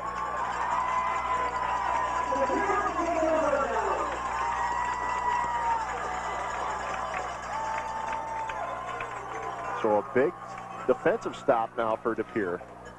That was a very big defensive stop. But again, same modus operandi as in the first half. They get the good drive going, drop it on the ground, end up with a 4th down situation, and don't convert. So exactly the same situation for West DePere to start off the second half.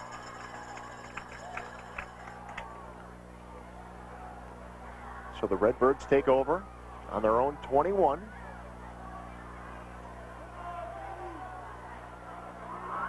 Trying to build on a 13-0 lead here in the 3rd quarter.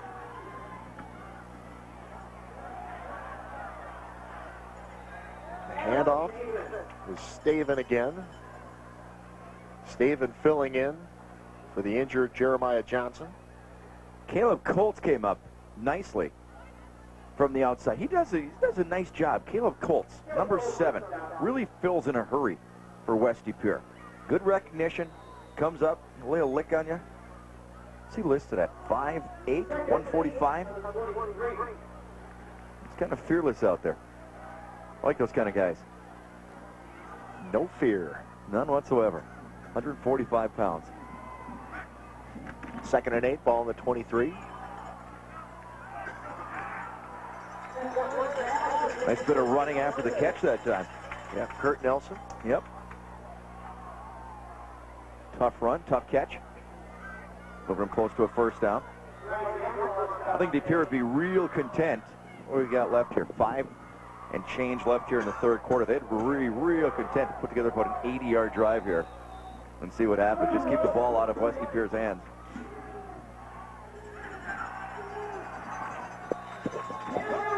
I don't know. Could be close. A dive up the middle. Again, I would be surprised if De Pere threw it around at all here in the 2nd half.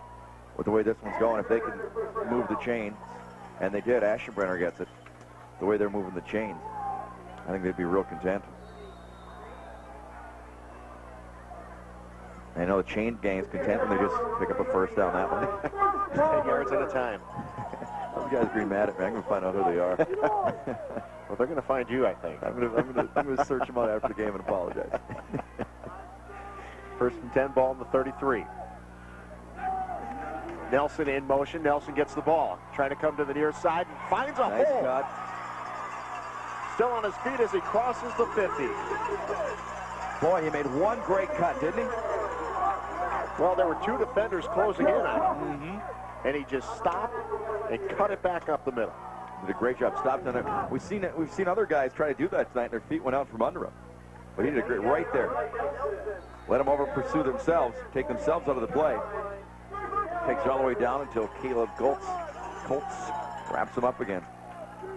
Right there. Look at that. Let both guys just over pursue and take themselves out of the play. So 1st down, ball on the 48 of the Phantoms. Nelson again. Getcho, tough tackle that time. Coming up from behind. Wrestling him down. Well, it's 9 o'clock. Just want to remind people, if you tuned in, looking for your favorite show, everything is going to be pushed back a little bit tonight. A special Thursday night edition of UPN 32 Showdown Game of the Week, the final week of the regular season in high school football. Of course, they play the final week of the regular season on Wednesdays and Thursday nights because the playoffs begin on Tuesday. So if you were looking for the smackdown, that's coming up tonight at 10 o'clock on UPN 32, tape delayed basis. Glad you could join us for the Showdown Game of the Week, West De Pere and De Pere. Our Showdown Game of the Week with De Pere leading 13-0 with 4 minutes to go in the 3rd. Tyler Bain with the hit that time for West De Pere. Aschenbrenner, one of his few carries in tonight's ball game. He was the workhorse last week. Hasn't had nearly as many carries so far in this ball game. But again, De Pere doing exactly what they want to do, running some time off the clock here. Even though it's only the 3rd quarter, West De Pere hasn't shown that ability to really put together the long drives and really punch it in when they get close. And timeout. Yeah, De Pere wants to talk about it. So we'll take a timeout as well with De Pere leading West De Pere 13-0.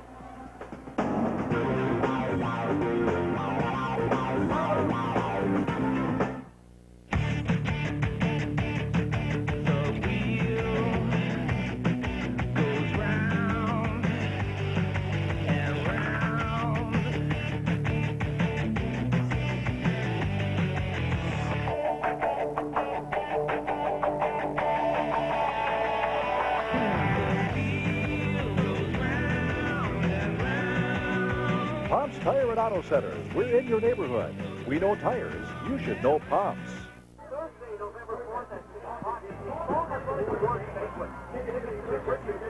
Hey, don't forget to join us for Thursday Night Thunder on NBC 26 at 10 tonight. Of course, we'll have all your highlights, your scores, and your top 5 plays of the week. I believe SpongeBob SquarePants He's going to be joining us for the top 5 plays of the week. And, of course, that's on NBC 26 at 10. I'm in big trouble. Why is that? I thought that was who it was out there on the chain gang. Rod Kowalczyk.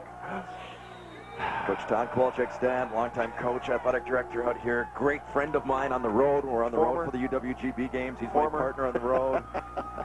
Yeah, there's trouble. There's trouble.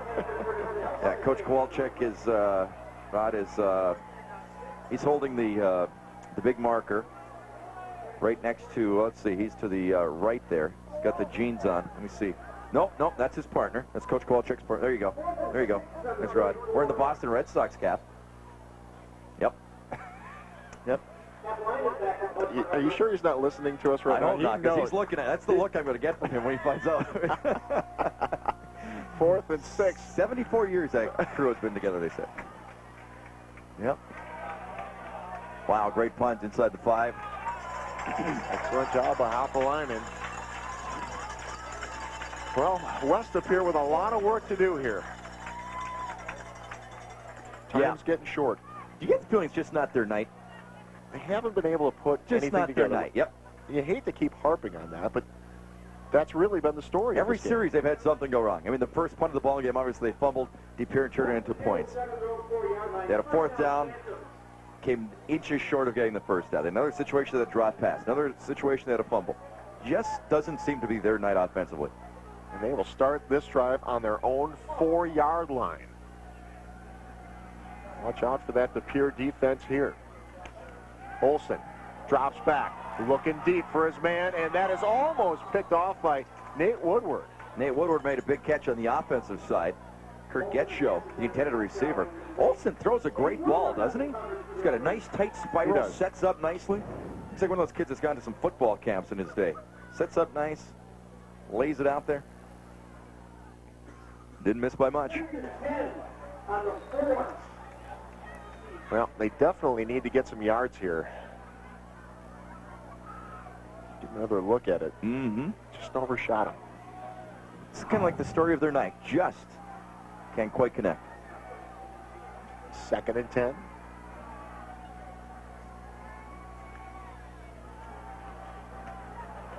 And there's Jansen.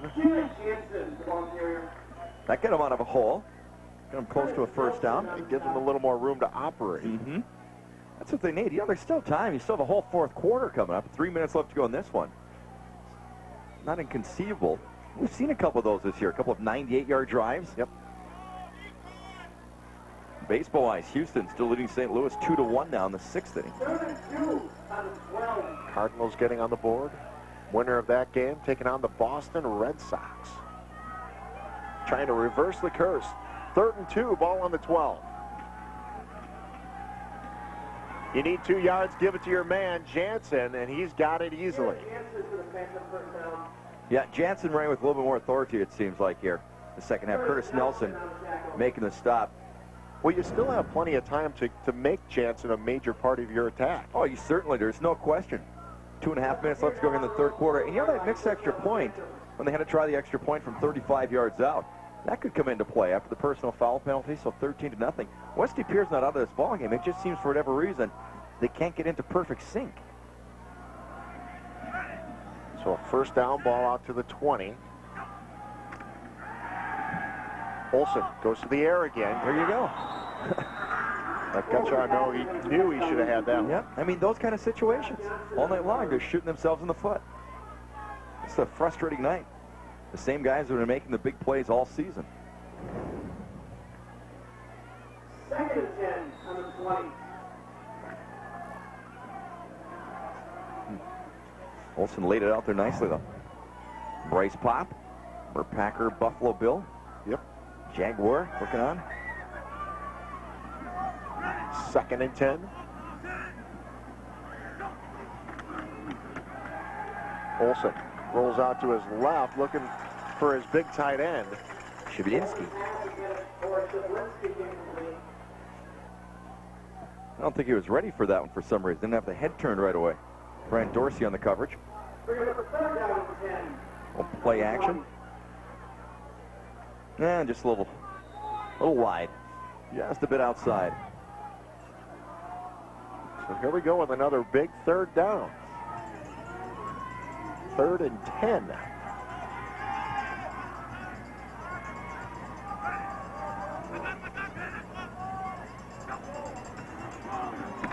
Olsen rolls to the near sideline and is sacked.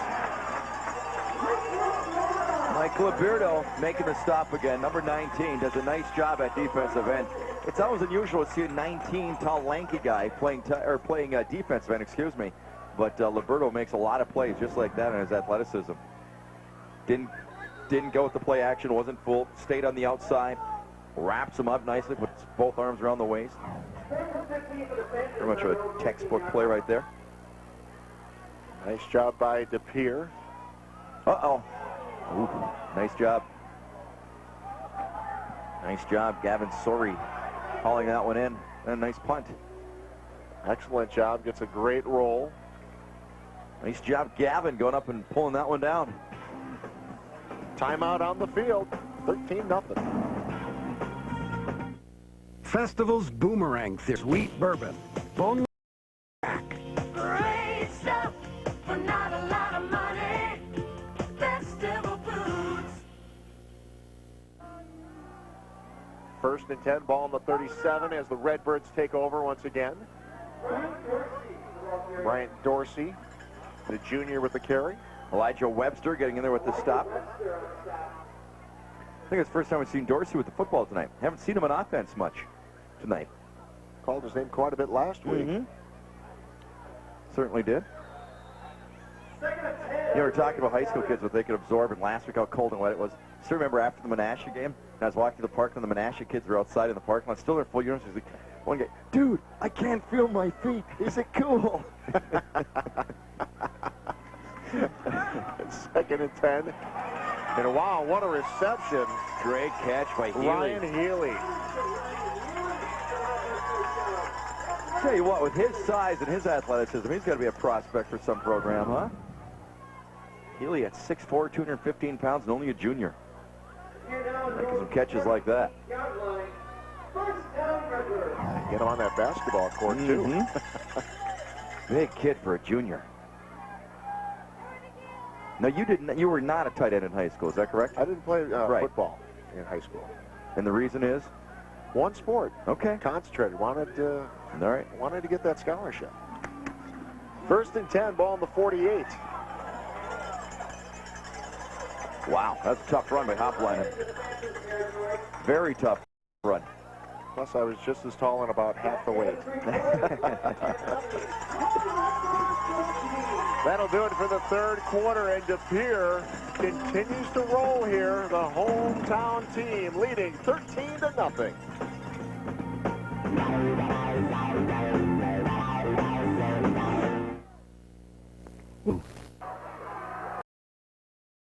Fourth quarter action coming your way, live from Dad Brasher Field in DePere as the Redbirds of DePere carry a 13-0 lead over their crosstown rivals from West DePere.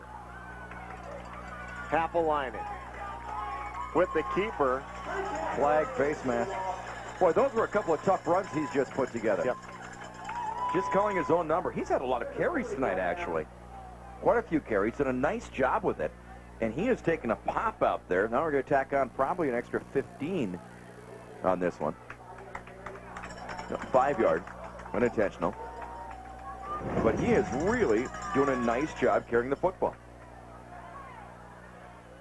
Not a big guy, 5'10", about 175 pounds. But tough, very tough. I think you have to be impressed by DePere just taking care of the ball tonight. Nothing fancy. Got their 2 scores. They're opportunistic. Got outside of the Staven touchdown. Exactly. And they've just taken care of the football and controlled the clock. There he is again.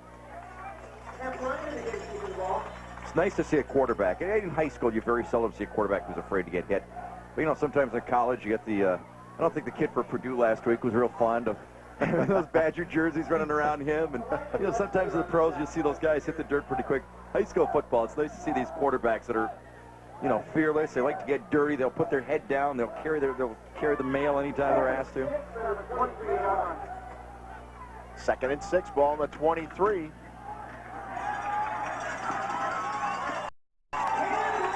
Give inside to Cameron Aschenbrenner. Well, again, he hasn't had a lot of carries tonight, but you could tell. And this kid's only a sophomore. The only sophomore starting out there right now. It's going to be something special over the next couple of years. 6 foot, 175 pounder. Got a nice block right there. Got some nice blocks on the inside. The offensive line opened up the huge hole. Well, another first down for DePere. Brings up first and goal, ball on the 9. In fact, I think that was Joe Muniz opened that hole up for him. Happelinen looking for the corner of the end zone, and he is pushed out at about the 2. Calling his own number again. They haven't gone into the back pages of the playbook at all in this ball game. No. I mean, especially on this drive. They've run, what, maybe 4 different plays, and that's about it.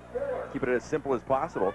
And they probably have to know, or in fact, I'm sure they know there's some teams scouting them tonight, opposing teams that they might be facing in the playoffs. Absolutely. It's that time of the year, and they know both teams are going to the playoffs. They don't want to show too much more than you have to.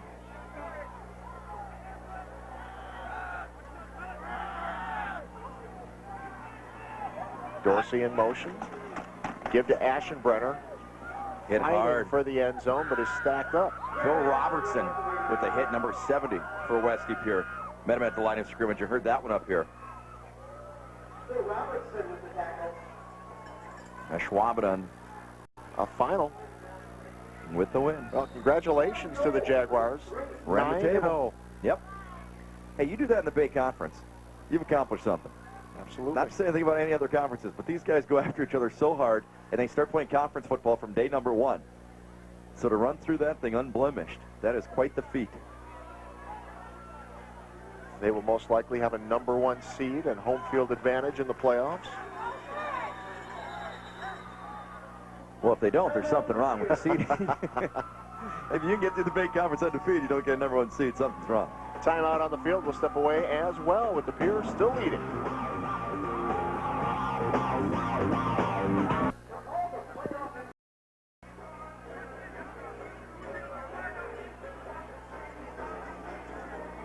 .9:54 left here in the 4th quarter. As we look ahead to the playoffs beginning next Tuesday. Both of these teams with pretty impressive records. They could end up with a home field game, at least in the first round. When will they be announced at? What time? They'll announce the field, who's in by tomorrow morning, and then the pairing should come out sometime tomorrow afternoon, tomorrow evening. Got the corner. And it's another touchdown, Redbirds. Tell you what, Staben with a second touchdown. He just has that sprinter stride to him. As soon as the first guy missed, that the only guy missed, you knew it was clear sailing. He still had a ways to go, but there was no way anybody was going to get the angle on him. We haven't seen either team hit the edges very hard this game. Once he got past there, it was sailing, clear sailing. Tony Kazak had the best shot at him, but Staben just with a stride, that's tough to beat. Adam Staben with his second touchdown of the ball game. Nate Woodward on for the extra point. And it is good. 20-0, DePere over West DePere.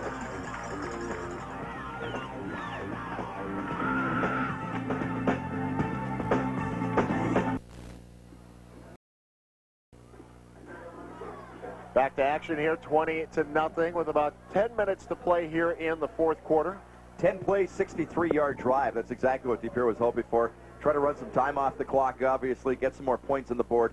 And West DePere, I think, with 9:48 left to go in the ballgame, has to be saying to themselves, all right, let's stay healthy. Let's end it on a good note. But the main concern for them right now, I think, is Tuesday night's ballgame in the first round of the playoffs. It's the way they have to be thinking, because DePere has basically owned this ballgame. It's just been their night and not West DePere's night.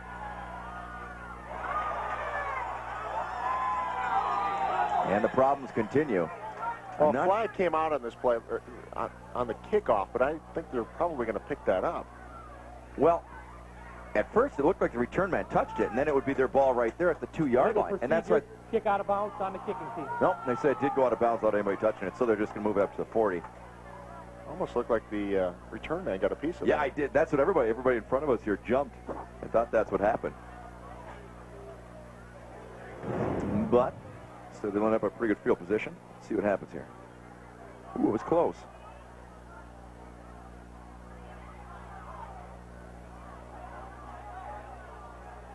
No, I don't see the ball spin in an opposite direction at all. Nope. Good call by the ref. Great call by the ref. The fans don't believe No, us. that was a good call. It looked like he touched it, though, You think so? before you saw the replay. Yeah, before you saw the replay, Right, yeah. right. But once you saw the replay, I you can touch it. understand why the fans thought that. Right. Yes. Quick hitter on the outside. John Rosick coming up to make the stop. And you have to think West Lapeer just wants to make something good happen on this drive. Like I said, I think it's time for them to pretty much start thinking about Tuesday night, not end this ball game on a down note. Much the way De Pere played last week's game, second half against Ashwaubenon. Came out tonight, clicking in all cylinders. No. That's the second time they ran that play with the same result. Exact same results. Yep. And that is an incomplete pass. Right. And it seems like they always have it set up pretty good, and they just can't connect. Just behind them. Yep. I don't see that play as much as he used to. Yeah, Remember a few Chance may years have been looking ahead, too. I think so, yep. Looking downfield. Remember years ago you used to see that play a lot more? Yeah. It's kind of a trendy thing. 3rd and 7 from 38. And De Pere has just done a great job Carl containing Skidmore. Jared Jansen tonight. Certainly have. Charles Skidmore with the stop that time on Jansen. Jansen tonight, 3 yards, 4 yards, -1, 4 yards, 2 yards, 8, 8, 1, and 3. He's got 8 and 9 yards in the ball game, but biggest gainer was 8 yards.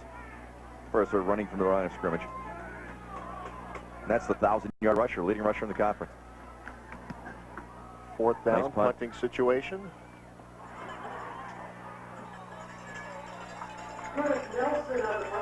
Well, every Sunday night, the crew from CSI can be seen in action right here on UPN 32. Catch the episodes that began it all for this hit crime drama. It's CSI every Sunday night at 9 p.m. on UPN 32. Great show, CSI. Is that CSI Miami or Las Vegas or Tacoma? That would Which one is be it? that would be Vegas. Vegas? Yes. Well, you know that at the top of your head there, Ted. We'll have to watch a little more often. I don't know what else you're doing on Sunday nights. Boy, calling his own number one more time. Happelainen. Make sure you join us for Packer Zone There you every go. Sunday night on NBC 26 at 10. I had a feeling you were kind of busy about 9 o'clock on Sunday nights. Yes, indeed. Jared Jansen, frustrating night for that young man. Yeah, it really has been. Again, he's had an outstanding season. Averages only 5 yards a carry. Tonight's just not one of those nights, but Tuesday night might be an entirely different story. So I'll tell you what, there's something magical about being in a playoff game, isn't there? Or a tournament game in basketball, playoff game in football. It's nothing like it. Nelson on the carry. Nelson was banged up earlier on one of his carries on a hard hit by Getcho, but he bounced back nicely. Came in the ballgame. I thought he maybe had a bad arm, but he's come back for a couple of carries. Adam Greenwood with the stop.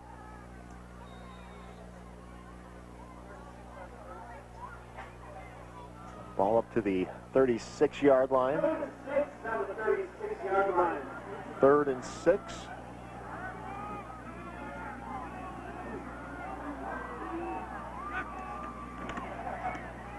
Haapelainen will keep it again. He's got the first down and very quick. He's still on his feet.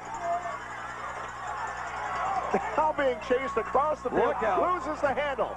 Phantoms with a chance to recover, and it looks like they do. What a play. What an amazing run by Haapelainen. I mean, a fantastic run. Really determined. I was about to say he has gotten quicker as the game rolls on. But just had it popped out of his hands. West De Pere recovers. They've got the football at 6:54 to go. Doesn't take anything away from an outstanding effort. What a great run that was. Wow. Well, this is the second game we've seen him in, and I agree with you. That is the fastest we've seen Appolina move. Nice job of popping it out there. Tony Kazak punched it out. Boy, he looked quick coming around the side here, though, didn't he? Just when you thought he was going to go out. Wrapped up by two guys right there. Right there again. Broke that tackle. Another one. And then Kazak knocks it out of his hands. So maybe this is what West Lapeer has been waiting for. Something good to happen. Try to build on this. Yep. Adam Tollefson with the carry. Hopperleinen, his rushes. Oh, if we can go back to that. Had my stats up there for a second for Hopperleinen. Try and go back. That was a 45-yard run he just had. Try to get that again or check that. But his running average is phenomenal so far here tonight. But this was a 45-yard run that he had here before it was popped out of his hands. And one of the best plays of the entire ball game. 2nd and 3, ball in the 17 for the Phantoms. Olsen drops back to pass. Under pressure, to take it upfield himself, and is wrapped up. You know, that kid has tried hard tonight, doesn't have a lot to show for it. A few times he hasn't had time. A couple other times he put the ball pretty much in the receiver's hands. They couldn't hang on to it. Giving it everything he has and doesn't have a lot to show for it, as I mentioned. His last 3 carries, -1, 1, 1, and 1. And his last 3 carries. Olsen in his senior year, leading his team into the playoffs. Here's a nice run by Jansen. Well, again, that's more of the guy that's leading the conference in rushing right there. Carrying the ball like that. It's his biggest gain of the night. Teasing us. There you go, baby. 20-yard run for Jansen on the play. He follows his big blockers right up the middle. Mike Schleiss, big number 72, leading the way for him. They've done a great job all season long for him. For his entire offense, obviously. First down, ball up to the 39 now. Shuffle pass. I don't mean to laugh, but 0 for 3 in the shuttle pass. Well, they're trying to make it work. Mm-hmm. They're not giving up on it. No, they're not. But 3 and times, it just looks like each time it's been there. I know. Each time it looks like it'd go for a big gain, and they just could not complete the shuffle pass. Look at that. Jansen just couldn't get the handle on it that time. So 2nd and 10.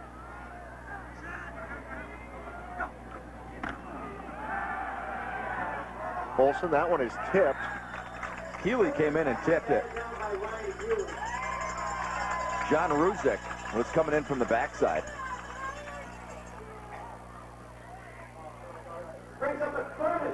I love this fan support right in front of us. They all have man. The cowbells. We've been right in the middle of it tonight. Before the ball game, we did the pregame show. The band was 6 inches from you. The entire band. You couldn't hear a word. You couldn't hear a word I was saying back to you or the coaches. I couldn't hear what I was saying. You kind of had that deer in the headlight look the whole time, just looking over to me. You know, when you're in a situation where it's so loud and you're trying to talk and think, and they could have been any closer. It's incredible. Yeah. You were right amongst them. 3rd and 10. Screen. Look out, Healy again. Boy, he's played a great game.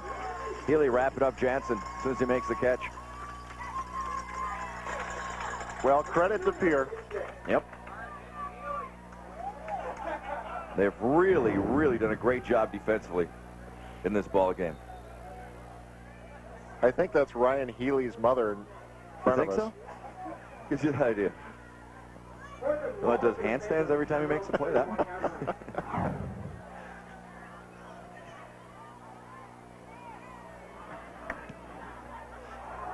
Off the side of the foot.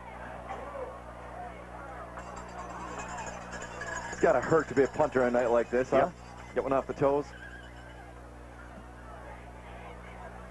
Cold night, just getting a little bit colder. You bet. Again, though, at least it's dry. A nice dry night for football. And Happeline brings his team out for Maybe the last time tonight. Here, Redbirds getting geared up Tuesday night. Possibly hosting a game right here. Could be. Field's in great shape. It really is. Both teams will go into the playoffs with 2 losses apiece. And De Pere, I'm sure, is still thinking back in the ball game they had against Bayport early in the season. They had the lead fairly late in the ball game. Bayport put together a great drive, drove down to win that ball game. That's a dead ball. Dead ball.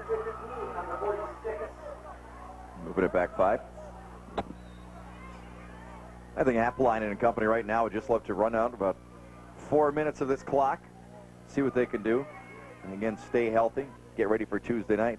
They've had an outstanding ball game.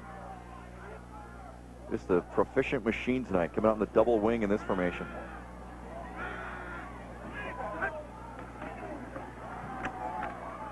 Give up Ashton the Brenner. middle. Yep. Coming out in the double wing. Haven't seen too much of that tonight. Not at all. Got a late start in this one. Started at 7:30. Here's the reason. There you go. We had a soccer regional this afternoon. De Pere taking on Manitowoc in the first round of the soccer regionals, and De Pere coming up with an 8-2 victory over Manitowoc to advance to the second round of the regionals.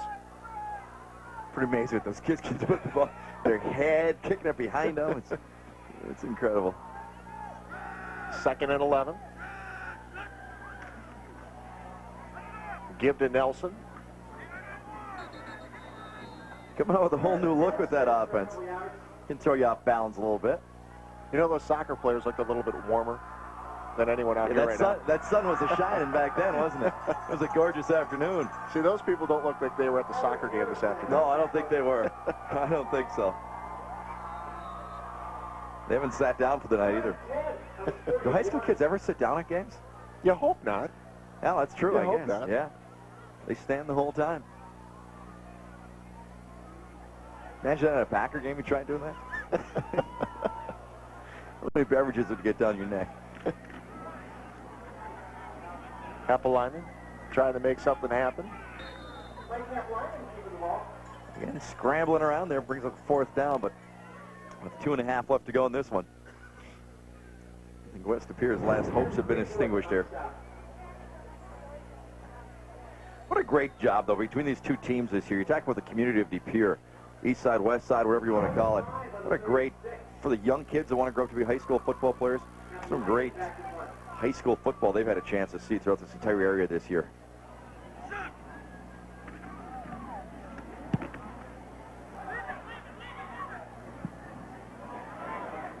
Oh, man. Everything is clicking for De Pere tonight. Happelainen having a pretty good game tonight. Dropping it down on the 1-foot line. Wow. Going down to make the recovery. Joe Young right at the 1-foot line. Great awareness. You know, a lot of times in college football, even you don't see the guys being that aware and they let it go into the end zone. Great job by Joe Young. And De Pere did West De Pere did the right thing by letting it go. Sure. That situation, you're pretty sure it's going to go into the end zone. Yep. It took a great bounce. So just 2 minutes the to way go. he planned it. Yeah. Nope. West De Pere starts on their own 1. Throws from his own end zone. And that is broken up. Tender receiver Adam Tollefson. Curtis Nelson. It's got Jensen on the defense. What's he say? What did Herb Brooks say? Out of get on the line again. What was it? Because the guys, I've talked to some of those guys, the 80 Olympic team, they actually used to snicker sometimes because his sayings didn't quite make sense. It was something about from great moments come great opportunities. I think this is a situation for West De Pere. They got a great opportunity here to go 99 yards with 2 minutes to go, and everybody remember it. 2nd down. Almost picked off again. Yeah. Nate Woodward. Get show the intended receiver. I think West De Pere would like to get a 1st down here just so they don't have to punt from as deep as humanly possible in their own end zone. Well, again, it's been a great season, Teddy. I've really enjoyed being here again. Glad to have you with us once again, our third year working together. Yep, I've had a blast. It goes by so quick, though. It's unbelievable. 8 weeks. And it absolutely flies by. Third down.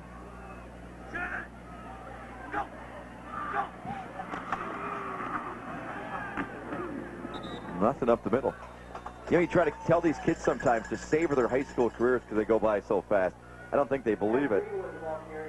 But I'll tell you what, it's a special time for them. And it does fly by. Well, both of them will try to extend their season on Tuesday.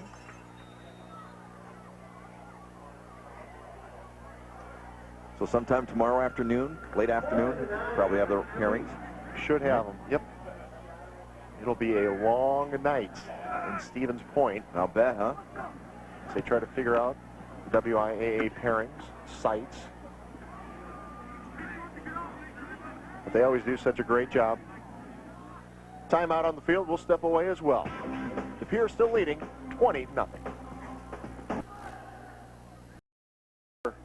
First play, under a minute to go. Ashenbrenner with the carry. And John, we're in our last minute here. I want to thank the crew once again. They do such a terrific job. Outstanding job. It's got a big-time feel to it with all the technical aspects. Another nice run. We always get nice cards and letters, emails from fans crediting the look of the show, and that all goes to the people behind the scenes, our cameramen, producers, directors. Outstanding job. Tom Great Nose. No, Tom Matthews. No, they brought John, my buddy John McAdoo, as I call him, out of Laura retirement Ellers tonight. Yeah. Dwayne Warner running the tapes.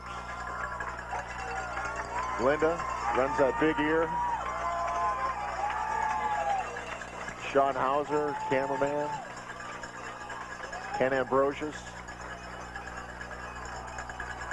David Lindstead. Rick Vandehei punching those buttons in the truck.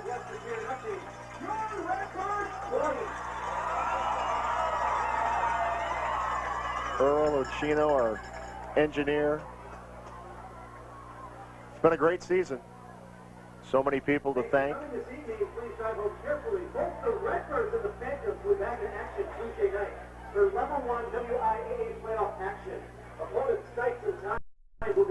Well, a big win for De Pere. John Sausalito. John Sausalito Jr. You bet. Yeah. Father and son. There you go. Don't forget about Brendan Clark. How could you? Token Creek. Mm-hmm. I tell you what, those are the people that make this happen week after week. Give you those pictures, those replays, those graphics. It's a big-time look. And I think, you know, the community has responded well to this. Well, I love doing it. Every Friday.